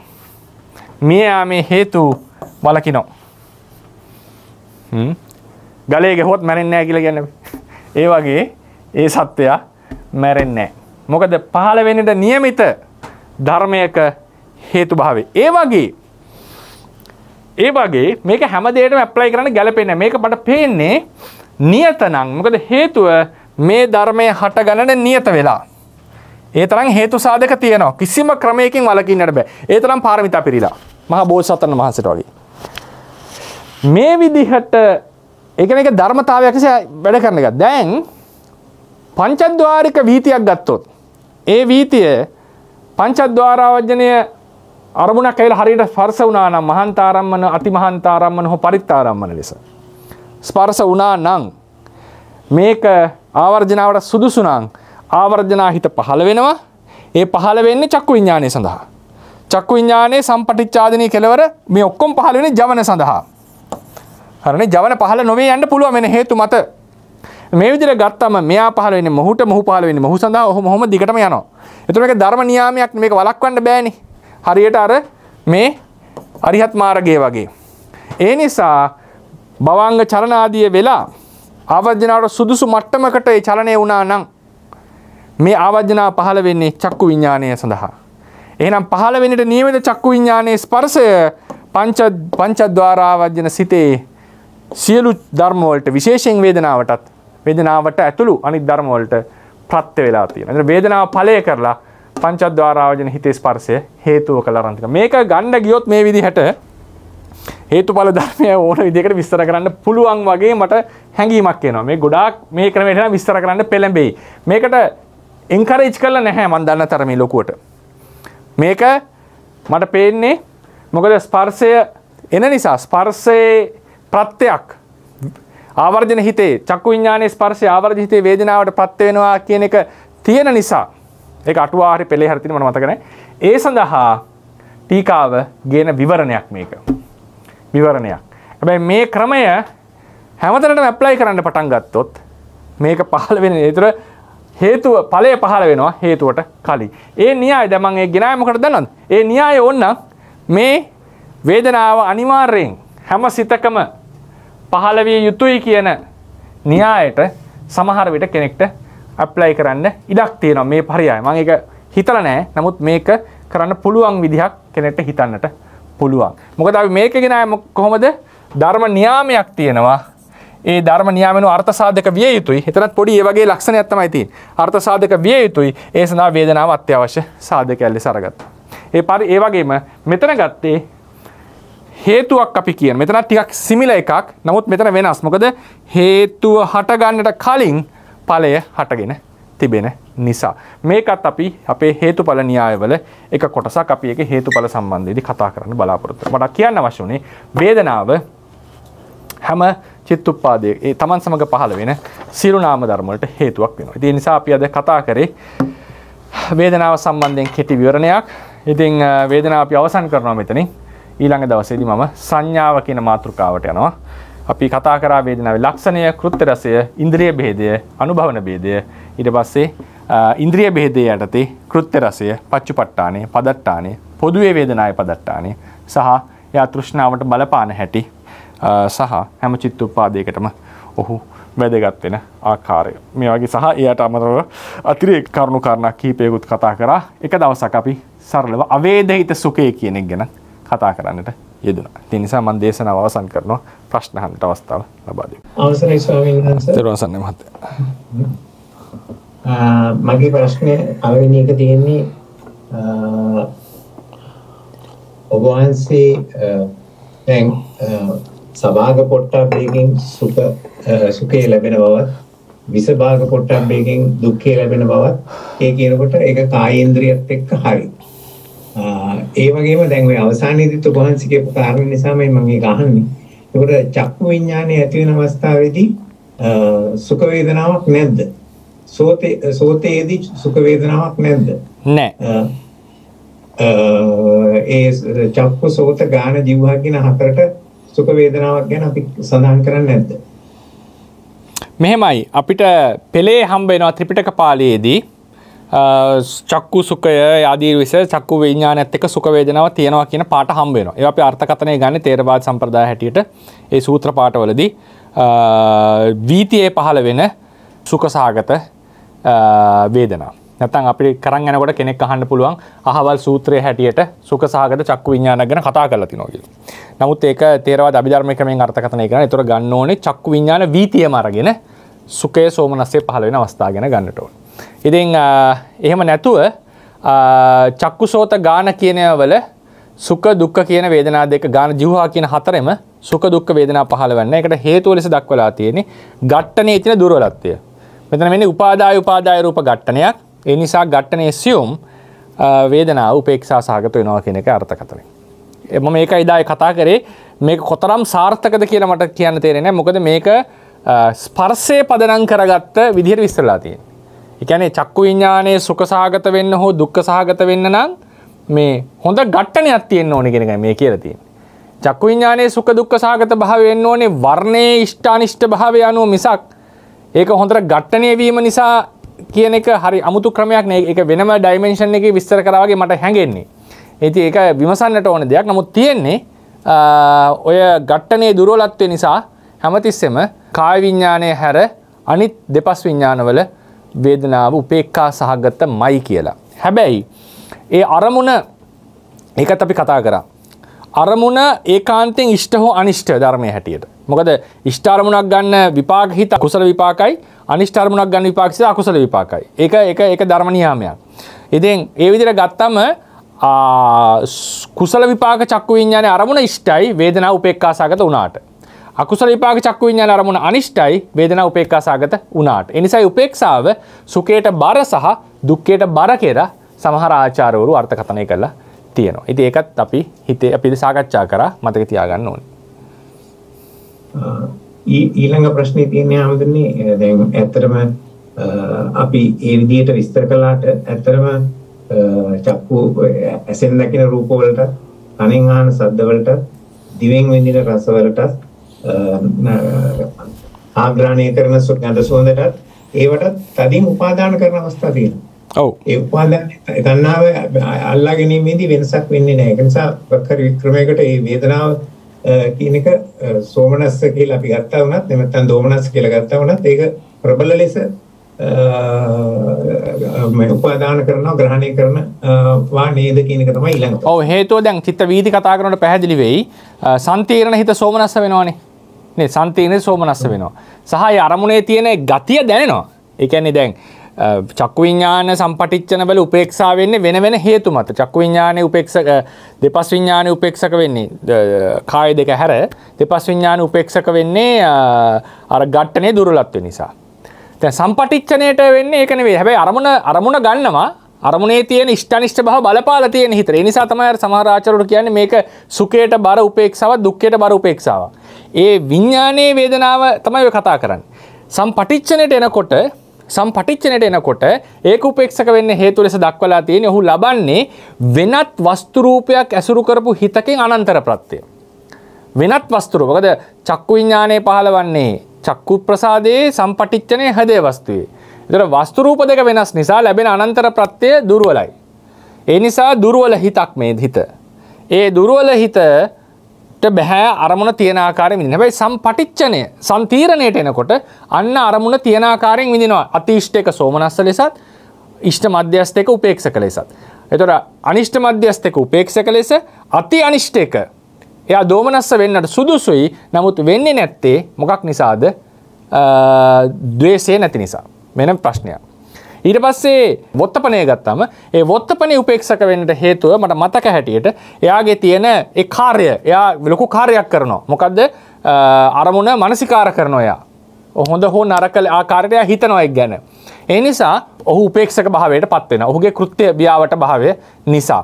ඉතින් ඊට පස්සේ ජවන මට්ටමට එනකොට අන්න අරමුණ හොඳට දැනෙනවා දැන්. අරමුණ හොඳට දැනෙලා තියෙන්නේ. දැන් වොත්තපණේ වුණත් අතිශය අමාරු අරමුණක් නම් ඒකෙන් කියන්නට ඕනේ වේදනාවෙන් උපේක්ෂක වුණාට අරමුණෙන් දැනෙන පීඩනය අඩු වෙලා ඒක තියෙනවා ඒ විදිහට. ඒ නිසා දැන් හිතන්නකෝ අති අනිෂ්ට අරමුණක් කියලා. අති අනිෂ්ට අරමුණක් නම් වීතියේ පංචද්වාරාවජනය චක්කු විඤ්ඤාණය සම්පටිච්ඡන සම්තීර්ණ වොත්තපන කියන සියලු උපේක්ෂා සාගතයි. සියලු උපේක්ෂා සාගතයි. හැබැයි ජවනය බොහෝ දුරට දෝමනස වෙන ඉඩ වැඩි. අරමුණ අනිෂ්ට නම්. ඒතර කෙනෙක් ඔබතුමා අහන වගේ ප්‍රශ්නයක් අහන්න පුළුවන්. ඉතින් මේ වීතියම ඔක්කොම උපේක්ෂක වෙලා නම් ඇයි ඒක අපිට අමිහිරි ලෙස දැනුනේ? ඒතර එකෙන් තේරුම් ගන්න ඕනේ වේදනාවේ මිහිරි අමිහිර භාවය සුඛ දුක්ඛ උපේක්ඛ භාවය විතරක් නෙවෙයි අරමුණෙහි ඉෂ්ඨානිෂ්ඨ භාවය මේකට දැනෙනවා හොඳට. මේකට දැනලා තියෙනවා. ඒ නිසායි අර සමහර ආචාර්යවරු කිව්වේ ඒක සුඛයට බර උපේක්ෂාවක්, දුක්ඛයට බර උපේක්ෂාවක් කියලා. උපේක්ෂා ලෙස කෝටින් එක තිබුණාට එයාගේ ෆන්ඩමෙන්ටලි එයා අරමුණු කරන අනිෂ්ඨ අරමුණක් නිසා එයා පීඩනයක් මුළු సంతාණයට. කියන්න හොඳ නෑ චක්කු විඤ්ඤාණය සහනයක් කියලා. චක්කු විඤ්ඤාණය අර ලකුවටම බලපෑම ඇති නොකරට සම්ප්‍රයුක්ත ධර්ම වලට ඒ පීඩනේ තියෙනවා. නැත්තම් අකුසල විපාකයක් කරලා අකුසල කර්මයක් කරලා විඳින විපාකය ගැටලුවක් නැති වෙන්නට ඕන. එහෙම එකක් නැහැ. ඒ නිසා තමයි ජවන හිත අති අනිෂ්ඨ අරමුණේදී දෝමනස්ස සහගත බවට පත්වන්නේ.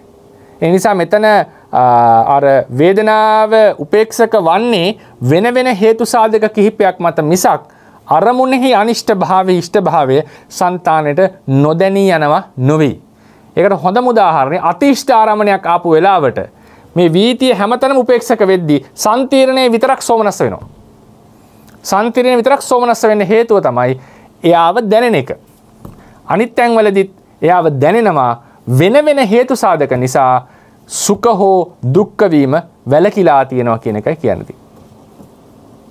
බොහොම පින් ස්වාමීන් වහන්සේ ඒක ඊටාම ගැඹුරු අලුත් දෙයක් මට ඔබ වහන්සේ විස්තර කළේ චිත්ත වීතියේ ඔය සම්තිර්ණ සම්පටිච්ඡන ඔත්තප්පන ඒ සිත් වලින් වෙන්නේ මොකද්ද කියන එක මම හරියට තේරුම් අරගෙන තිබුණේ නැහැ. මොකද ඒක පැහැදිලි වෙන්නේ නැහැ සාමාන්‍ය අභිධර්ම පොත්වල. ඒක ඒ නම් යොදලා තියෙන අංශයක් ඒ සිත් වලින් කරන දේ මොකක්ද කියන එක හරියට පැහැදිලිකමක් තිබුණේ නැහැ. බොහොම පින් ස්වාමීන් වහන්සේ ගැන මගේ අන්තිම ප්‍රශ්නය තමයි ඔබ වහන්සේ බහුවේදනීය සූත්‍රය ගැන කතා කරේ නැත්තේ ඇයි කියන. මධ්‍යම නිකාය 108 ආකාර වේදනාව ගැන. ඉතින් එහෙම කතා කරන්න පුළුවන්. ඒක කතා කරනකොට තව කරුණක් තමයි මේ සිත් ගැන කතා කරන්නත් වෙනවා මට. චිත්තෝපාද ගැන කතා කරන්නත් වෙනවා. චිත්තෝපාද ගැන කතා කරන්න චිත්තෝපාද කතා කළේ නෑ මම. ඒතර මම වගකීමක් ඇතුව ගත්තම ගුරුවරයෙක් ලෙස මට දැන් චිත්තෝපාදේ විස්තර කරන්න වෙනවනේ. 108 ගන්නකොට. එතකොට පුළුවන් ඉතින් සාමාන්‍යයෙන් ආධ්‍යාත්මික බාහිර කියලා උඩින් එක කරන් යන්න පුළුවන්. නමුත් චිත්තෝපාද වලටත් අපිට එන්නට සිද්ධ වෙනවා. ඒ නිසා ඒ වගේ පැතිකඩ වලට මම මේකේ මාතෘකාවේ ගියේ නැහැ. අපි බලමු ඉස්සරහට ඒ වගේ පැතිකඩ වලට යන්න. නැත්තම් ඒකේ ඇත්තටම තියෙන්නේ ඉතින් ආධ්‍යාත්මික බාහිර ලෙස අතීත අනාගත පච්චුප්පන්න ආදී ලෙස බෙදීමක් දක්වලා තියෙනවා. ඉතින් ඒ වගේ බෙදීම් උදාහරණයක් ස්පර්ශය සම්බන්ධිනුත් එනවා. චක්කු විඥාන චක්කු සම්පස්සේ සෝත සම්පස්සේ ධම්ම අටුවා මේ පෙළට එහෙම ගියාම අභිධර්ම පරයයන් ගියාම නානා ක්‍රම වලට මේක කඩන්න පුළුවන්. ඉතින් ඒ නිසා ඒ පැති වලට වැඩ අවධානය දෙන එක අඩු වෙනවා. අපි තිබුණොත් ගමු අපි ඉස්සරහට ඒවා. හොඳයි ස්වාමීන් වහන්සේ. ඔබතුමාගේ දෙවෙනි ප්‍රශ්නේ ඉතාම වැදගත්. ඒ ප්‍රශ්නේ මතු කරගෙන බොහොම පිං. තෙරුවන් සරණයි ස්වාමීන් වහන්සේ. අවසරයි ස්වාමීන් වහන්සේ. තෙරුවන් සරණයි. ස්වාමීන් වහන්සේ මේ අකුසල පක්ෂයේ සෝබන සිත්වලයි අකුසල පක්ෂයේ තියෙන සිත්වලයි දෙකේම උපේක්ෂා සෝමනස්ස දෙකම තියෙනවනේ. දෙකම තියෙනවා. කුසල පැත්තේදී සෝමනස්ස සහ උපේක්ෂාව අරිට වඩා ඒ කියන්නේ අර පැත්තට වඩා සෞම්‍ය ගතියක් එන්න හේතු වෙන්නේ සතිචෛසිකේ නිසා කියලා.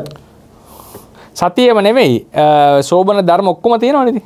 ඒ කියන්නේ පස්සද්ධිය, ලහුතාව, ඊට පස්සේ මුදුතාව, ඊට පස්සේ ඔක්කොම ධර්ම නිකන් හරි සෞම්‍යයි. සහ ඒ වලින් සිද්ධ වෙනවා ඒ ධර්මත් හරිම ප්‍රියශීලී. සහ ඒවා නිසා අකුසල යටපත් වෙලා අකුසලයන්ගෙන් දුරස් වීමේ සැපේ කියනෙකුත් సంతාණයට ලැබෙනවා.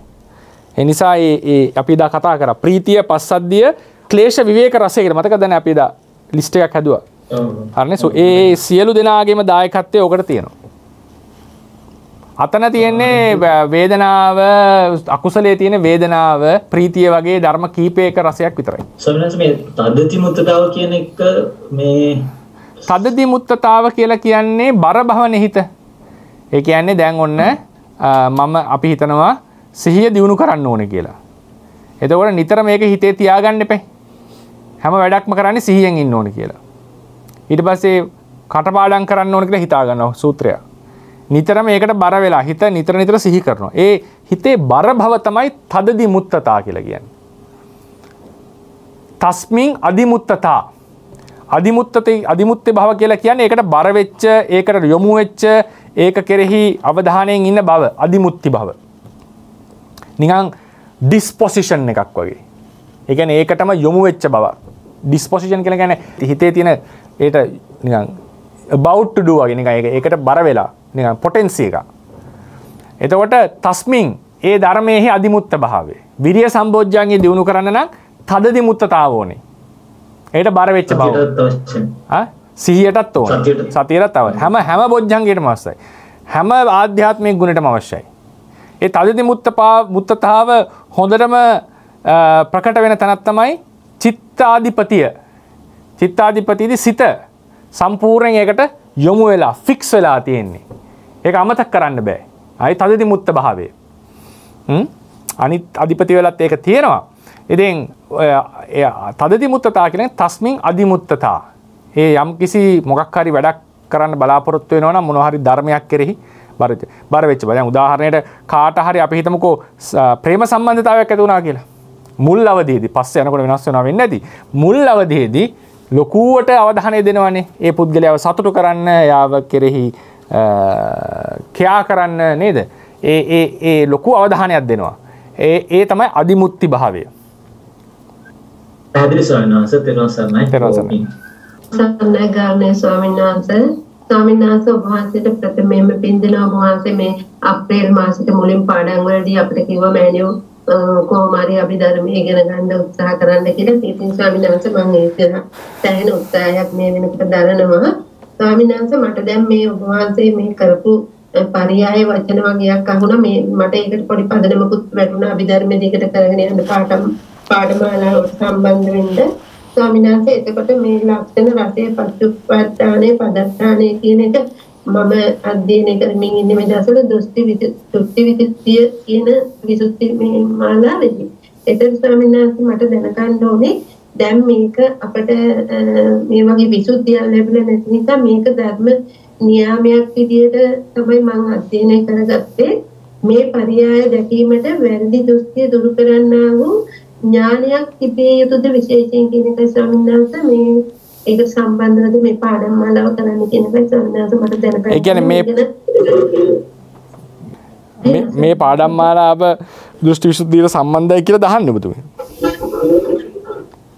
සොන්නස දැන් දෘෂ්ටි විසුද්ධිය කියන පාඩමේදී තමයි ලක්ෂණ රසයේ පච්චුප්පන්නාතේ පදත්තානේ කියන වචන අහුනේ. ඒකට අර එනුකානේ ස්වාමීන් වහන්සේගේ උපමාවක් එහෙම දීලා දෙන ස්වාමීන් වහන්සේ මට ඒකට මේක ගල්ප ගන්න තේරුණා. ඉතින් මම මේ ටික ඉගෙන ගත්ත ධර්ම නියාමයක් විදියට ඔබ වහන්සේ උගන්වන ටික විදියට මම මේ මනසින් ඉගෙන ගත්තා.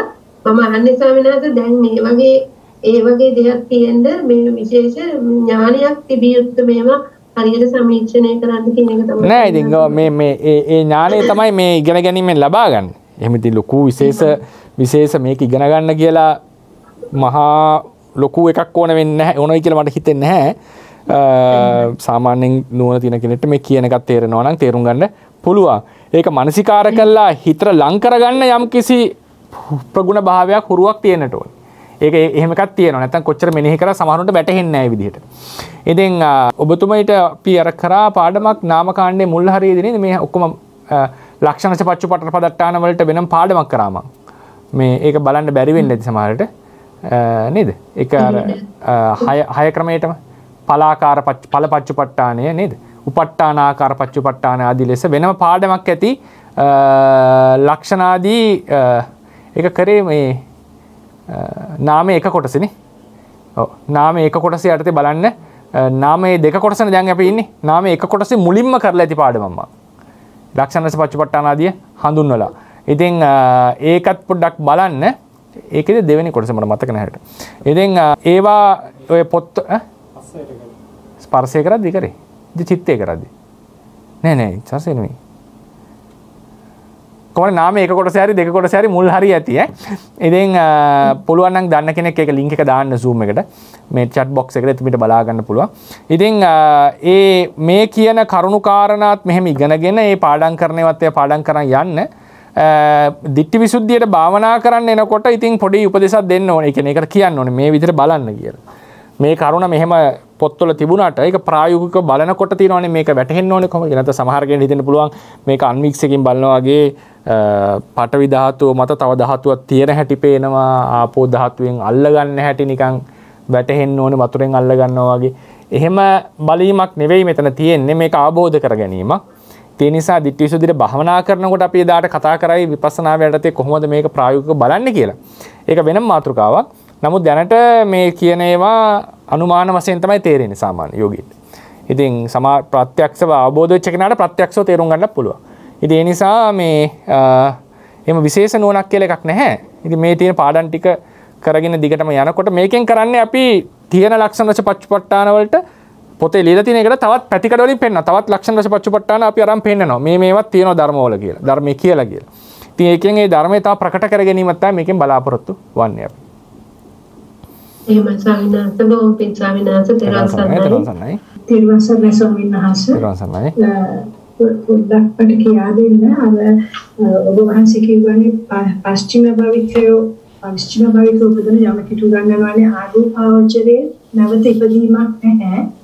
එතකොට ඔබ වහන්සේ කිව්වා මේ බෝධිසත්වයන්ගේ පස්චිම භවික ඒ කියන්නේ අන්තිම බෝධිසත්ව ආත්මෙද නැත්නම් බෝධිසත්වයන් පස්චිම භවිකව ඒ ටික මට ටිකක් පැහැදිලිුනේ නෑ සාමාන්‍යයෙන්. අරූප ලෝකේ නෙවෙයි අකනිට්ඨා මං කිව්වේ. අකනිට්ඨාව කියන අරූප භවයේත් කියනවා නේද පස්චිම භවිකයන් නැවත ඉපදීමක් නෑ කියලා එතනින් රහත් නෑ අරූප ලෝකයේ අරූප ලෝකයෙන් නේව සංඥා නා සංඥායතනේ උපන්න ආර්යෙක් වෙන තැනක උපදින්නේ. එතන නැවත උපදින්න පුළුවන්. බලන්න භවාග්‍ර තුනක් කියනවනේ. වේහප්පලය, අකනිට්ඨාව, නේව සංඥා නා සංඥායත. රේරුකාණේ හාමුදුරන්ගේ පොතේ කියලා තියෙන්නේ මේවා වල උපන්න ආර්යෝ වෙන තැනක උපදින්නේ නැහැ. නමුත් වේහප්පලේ නේව සංඥා නා සංඥායතනේ ඒකේ ආය උපදින්න පුළුවන්. දෙපාරක් උපදින්න පුළුවන්. ඒක රිපීට් වෙන්න පුළුවන් එක තැන. ඉතින් එහෙම රිපීට් වෙවි කල්ප කෝටි ගණන් ඉන්නේ නැහැ. ඒකට පිරෙනම් පානවා. නමුත් අකනිට්ඨාවේ මේ රිපිටිෂන් එක වෙන්නත් බෑ. ඒ නිසා යමෙක් අකනිට්ඨා ඉපදුනා නම් අනාගාමී කෙනෙක් උපදින්නේ සුද්ධාවාසවල.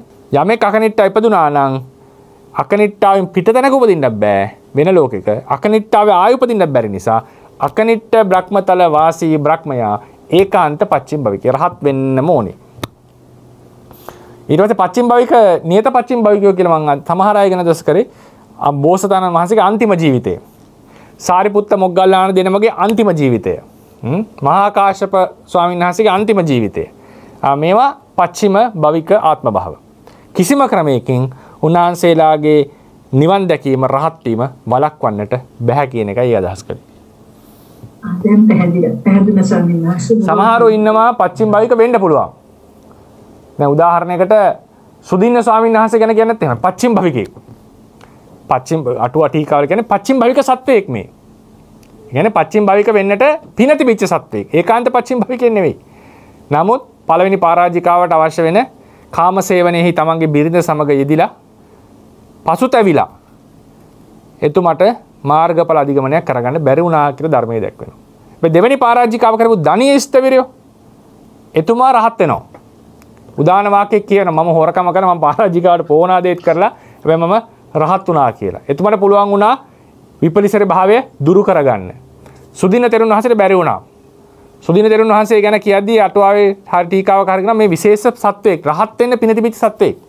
නමුත් වරද නිසා තමන්ගේ අවස්ථාව නැති කරගත්තා. ඒ වගේ සමහරව ඉන්නවා පච්චිම භවික වෙන්න සුදුසුයි. නමුත් අඩුපාඩු නිසා අවස්ථාව මගේ හරන අය.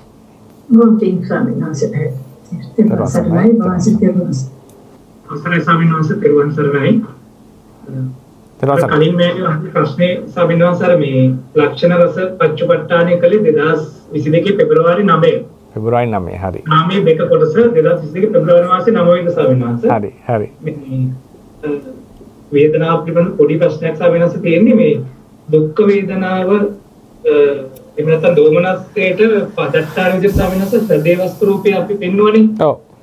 එතකොට සෝමනස්සයට වහන්සේ පස්සද්ධිය තමයි කිව්වේ. ඒකට ප්‍රධාන කියන්නේ හේතුව අර අරූපාවචර බක්මලෝකවල සෝමනස්ස සිත් හට ගන්න නිසාමද නැත්නම් වෙන හේතු මොනවා හරි තියෙනවද? නැත්නම් අපිට දැන් නෑ ඒක අරන් තියෙන්නේ දේශනා පාඩයක් තියෙනවනේ. පස්සද්ධිකායෝ සුඛං වේදේති කියලා. ඒක නිසා ගත්ත කියලා ටීකාය කියනවා ඒක. මේ ගත්තේ නිසායි කියලා. එහෙම නැතුව මේ ඒක නිසා සමහර ලක්ෂණස පච්චුපාට අරන් තියෙන්නේ සූත්‍රවල තියෙන පාට පදනම් කරගෙන. ෆන්ඩමෙන්ටල්ස් පදනම් කරගෙන. ඒවා සාමාන්‍යයෙන් සියල්ලෙන් සියල්ල කවර් කරන්නේ නැහැ. ඒකට සම්මාස මේ අපිට මේ ප්‍රධාන වශයෙන්ද අපි මේ කියලා තියෙන. ඒකට සෝමනස්සේ පදට්ටාර විදිහට හදේ වස්තුවක් එනවා නේද ස්වාමීනි? නෑ සෝමනස්සය ගන්න පුළුවන්. නමුත් සෝමනස්සය අරූප ලෝකෙත් පහළ වෙනවනේ. ඒ නිසා ඒක ගොඩාක් සාර්ථක වෙන්නේ නැහැ ඒක ගත්තොත් එහෙම. එහෙමයි. හැබැයි ඔය ප්‍රශ්න නිෂ්ප්‍රීතික චිත්තයට. නිෂ්ප්‍රීතික චිත්ත තියෙනවා උපේක්ෂා වේදනාව නැති. නේද? නිෂ්ප්‍රීතික චිත්ත තියෙනවා උපේක්ෂා වේදනාව නැති. දැන් උදාහරණයකට නිෂ්ප්‍රීතික චිත්තය ගත්තොත් කාය විඥාන දෙක ගන්නකො නිෂ්ප්‍රීතිකයි. සුඛ සහ දුක්ඛ. නිෂ්ප්‍රීතිකයි චතුර්ථ ධානයේ සුඛ සහගතයි. නිෂ්ප්‍රීතිකයි ද්වේෂ මූල සිද්දක දෝමනස සහගතයි. ඒ වගේ සමහරලාට මේවල තියෙනවා පොඩි ඒක අඩුපාඩු කියනවා නෙවෙයි ඒ ගත්ත කෝණේදී අපි තෝරලා බේරලා අර්ථය ගන්නට ඕනේ. ඉතින් මට ඒකයි පේන්නේ හරදේවස්තු වලට සාර්ථකයි දෝමනස්සේ ආසන්න කාරණාව ද්වේෂය කියනවා. ද්වේෂය. එමේ සමිනස ගොඩක් තියෙනවා. තේරුම් ගන්නයි. මගේ ප්‍රශ්නේ අර පළවෙනි ප්‍රශ්නේට පළවෙනි එක රූපාරම්මණය ඇසට සම්ප්‍රාප්තයි නේද? ඇසට අසම්ප්‍රාප්තයි. ශබ්දාරම්මණය කනට අසම්ප්‍රාප්තයි. නමුත් රසය දිවට සම්ප්‍රාප්තයි කිව්වොත් හරි නේද සයන්ස්? එහෙම තමයි සාමාන්‍යයෙන් අද උගන්වන්නේ. එතකොට සයන්ස් පුරාණ අටුවාවේ හැටියට රූපය අසම්ප්‍රාප්තයි ඉතිරි සියල්ල සම්ප්‍රාප්තයි. පාලි අටුවාවේ සහ දැන් අද උගන්වන ක්‍රමයේ හැටියට රූපයයි ශබ්දයයි දෙකම අසම්ප්‍රාප්තයි ඉතිරි ටික සම්ප්‍රාප්තයි.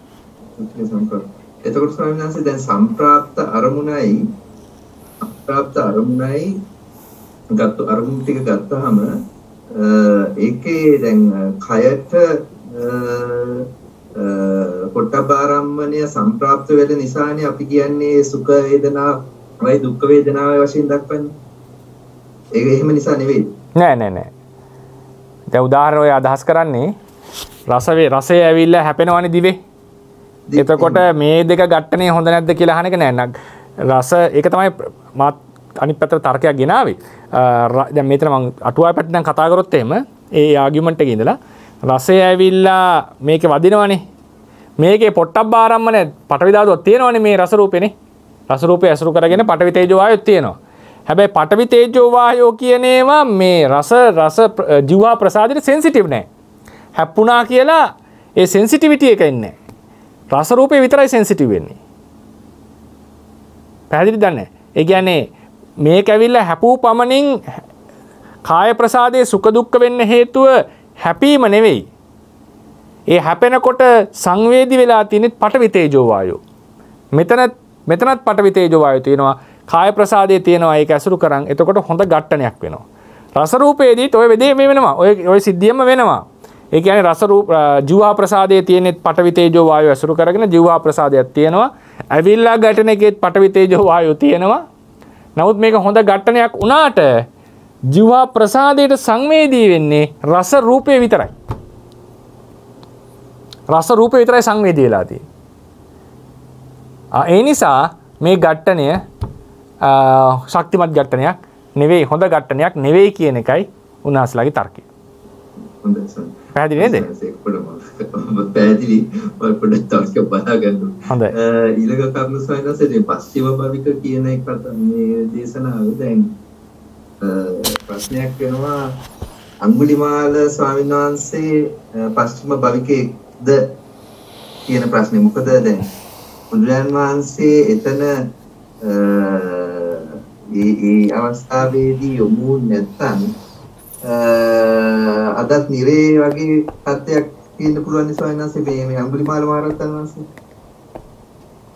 එතකොට ඒ අඟුලිමාල මහරහතන් වහන්සේගේ කාරණේ සම්බන්ධයෙන් ඊපස්සේ පස්චිම භවිකයේ විදියට ගණන් ගත්තොත් එහෙනම් මෙතන පොඩි මේ ගැටීමක් වෙනවා නිසා වෙනස් මේ ඔය ප්‍රශ්නේ විසඳන්න ගියොත් ලොකු ප්‍රශ්න ගොඩක් එනවා.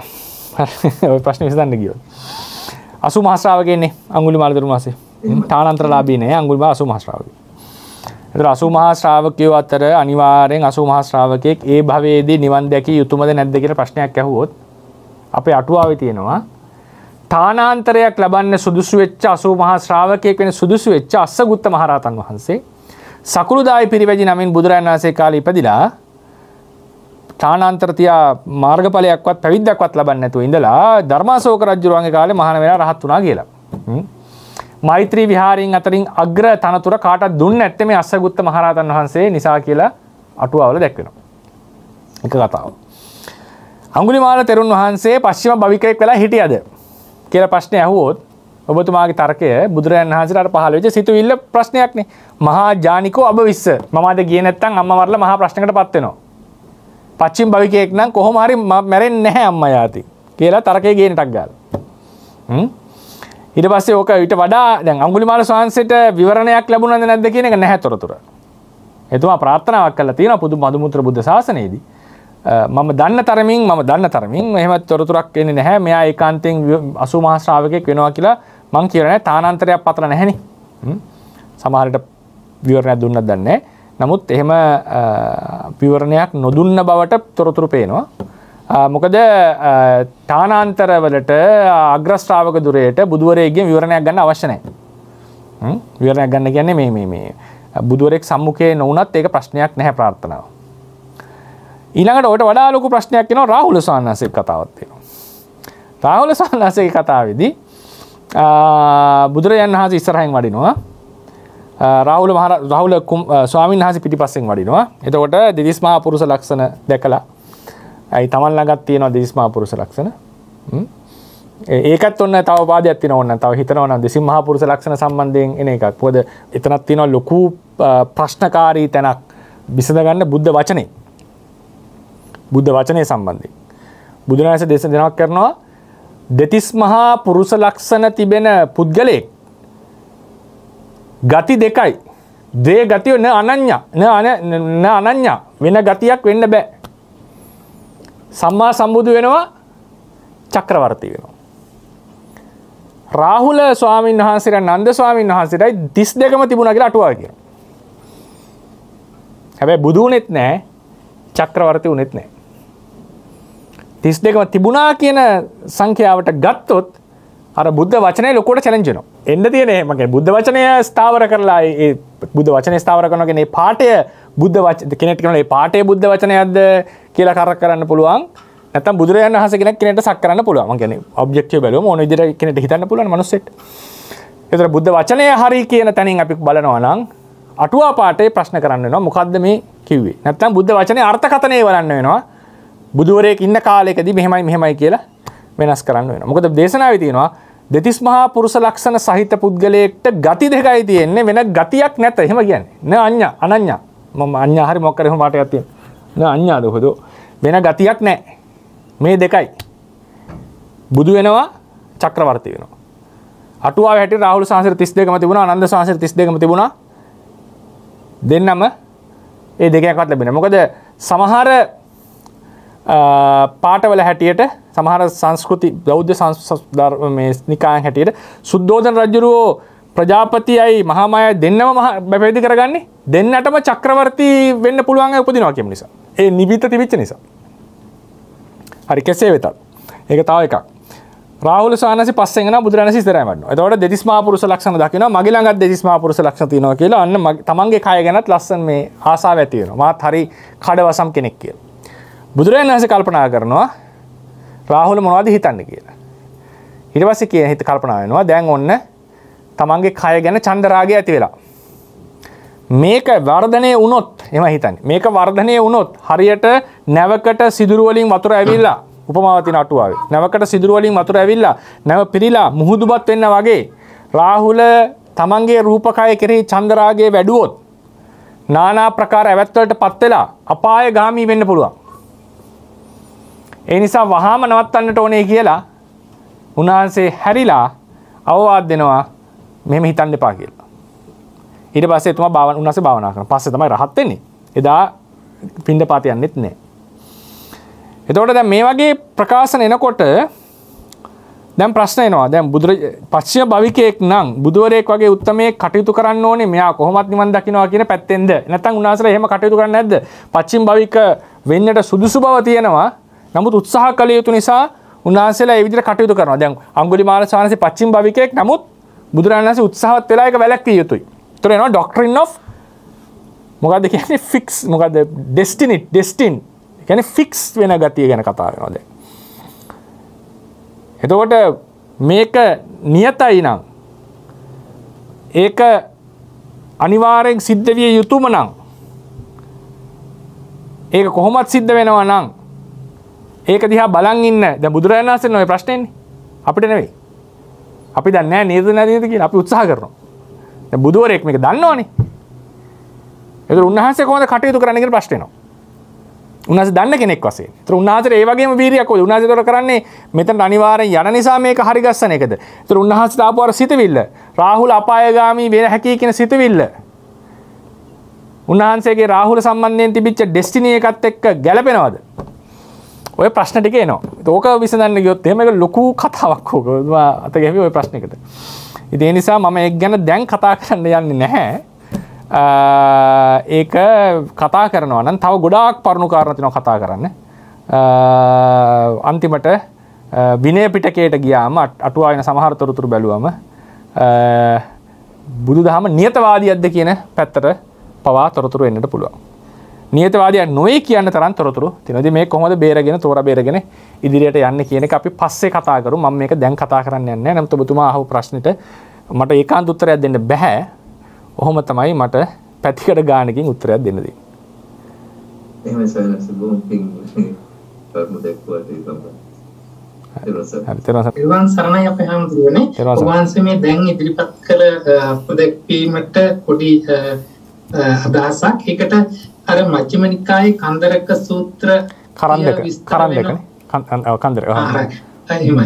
ඒ අටුවාවේ විස්තර වෙන විදිහට ශ්‍රාවකයා විසිනුත් සිදුවිය යුතු කාර්ය පරිහානිය සහ පාප මිත්‍රතාව කියන කරුණුත් බලපානවා නේද කියන අදහසක්. කන්දරක සූත්‍රය හරි සෝරි ඔබතුමා හරි කන්දරක ඒක හරි ශ්‍රාවකයා ඒක කියනවානේ කන්දරක මේ කවුද පෙස්ස ග්‍රහපතිට පෙස්ස අස්වා හත්තාරෝහකයාට අර මාර්ගඵල නොලැබියන අවස්ථාවේ මේ එයත් එන පස්චිම බම්කෙක් වෙන්න හැකියාව තිබිච්ච කෙනෙක් වෙනවා. ඔව්. එතකොට පස්චිම බගිනේ සෝවාන් වෙන්න තිබුණා කියලා කියන්නේ. ඒ කියන්නේ මේ ඒකයි මුලින්ම මම කිව්වේ නියත පච්චිම භවික සහ අනියත පච්චිම භවික කියලා දෙකොටසක් ඉන්නවා. ඔය නියත පච්චිම භවිකයෝ තමයි බක්කුල ස්වාමීන් වහන්සේ, සංකීර්ත ස්වාමීන් වහන්සේ, දබමල්ල පුත්‍ර ස්වාමීන් ගැන කියන්නේ. අනිවාර්යෙන් රහත් විය යුතුමයි.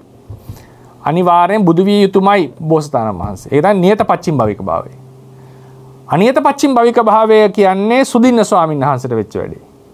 වෙන්න තිබුණා උනේ නැහැ. මහදැන සිටුවරයට වෙච්ච වැඩේ. වෙන්න තිබුණා උනේ නැහැ. ආයකට අනියත පච්චිම භවික වෙන්න තිබුණා ඕන්නම්. ඒ නිසා මේක දෙකට කඩනවා. මේ දා අපි අත කතා කරේ නියත පච්චිම භවිකයෝ ගැන ධර්මයෙන්. අනියත පච්චිම භවික වෙනයි. එතකොට තමයි අර මහත්ය ඇහුවේ අඟුලිමාල ස්වාමීන් වහන්සේ නියත පච්චිම භවිකයේද? එහෙමනම් බුදුරජාණන් වහන්සේ අර විදියට මෙයා අපායට යන්න පුළුවන් නැවැත්තුවේ නැත්තම් කියන සිතවිල්ල පහළ වීම සාධාරණ දුන්නාසට. කියලා ප්‍රශ්නයක් අහන්න පුළුවන් කෙනෙක්ට. හැබැයි අපේ ධර්ම සාහිත්‍යයේ තොරතුරු අනුව නියත පච්චිම භවිකේ රාහුල ස්වාමීන් වහන්සේ. මොකද අඟුලිමාල ස්වාමීන් වහන්සේ විවරණයක් ලැබිලා නැහැ. රාහුල ස්වාමීන් වහන්සේ ලැබිලා තියෙන විවරණයක්. අංගුත්තර අටුවාව හැටියට. සහ උන්වහන්සේගේ අපදානයේ හැටියට දෙකේම තියෙනවා. එහෙම තියෙද්දි බුදුරජාණන් වහන්සේ කල්පනා කරනවා අටුවා හැටියට මෙයා මෙහෙම හිතුවොත් අපායගාමී වෙන්න පුළුවන්. එතකොට බුදුරජාණන් වහන්සේලා හිතන ක්‍රමයක්ද මේ? බුදුරජාණන් වහන්සේට සියල්ල දකින්න පුළුවන් කියන පදනමේ ඉඳලා උන්වහන්සේ ඒක දැකදගත් එහෙම හිතනවාද කියන ප්‍රශ්නේ එනවනේ. ඒ නිසා එතන ඇත්තටම සැබවින්ම එක කොහොමද උන්වහන්සේ විසඳගත්තේ කියන එක කිව්වේ නැත්නම් එතන තියෙන ඩයලමා එකක්. අපි කියන එකට හෝන්ස් කියලා ෆිලොසොෆි වල. එකක් ගත්තොත් එකක් අතහරින්න ඕනේ වගේ එක හෝන් එකක් කියලා කියන්නේ.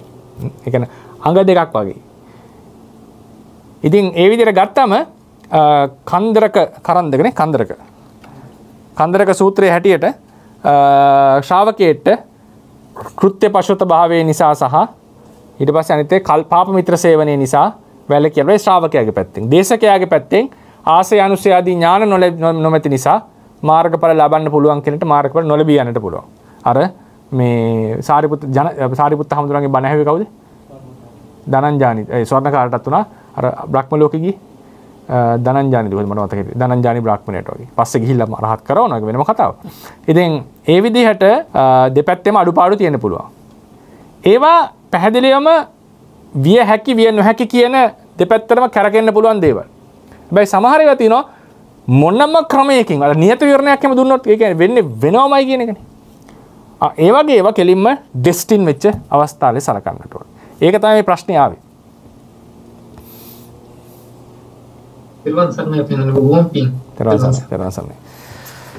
හොඳයි අපි එහෙනම් අද අවසන් කරනවා වේදනාව සම්බන්ධයෙන් කරුණු කාරණා රාශියක් කතා කරා. ලක්ෂණ රසය, පච්චුපට්ඨාන, පදට්ඨාන, ඉන්ද්‍රිය වශයෙන් සහ පොදු වශයෙන් සහ වේදනාවේ වැදගත්කම. අපි එහෙනම් අනිත් දවසේ සංඥාව කියන අලුත් චෛසික ධර්මයේ කතා කරන්න බලාපොරොත්තු වෙනවා. ඉතින් මේ රස කරන්න දුනා කුසල සම්භාරය තව තවත් ධර්මඥාන භාවනා දියුණු කරගෙන නිවනින් සැනසීමට හේතු වේවා. බුද්ධ ශාසනයේ චිරස්ථිතිය පිණිස මේ කුසලයේ හේතු වේවා කියලා ප්‍රාර්ථනා කරනවා. බුද්ධ ශාසනං චිරන් තිට්ඨතු.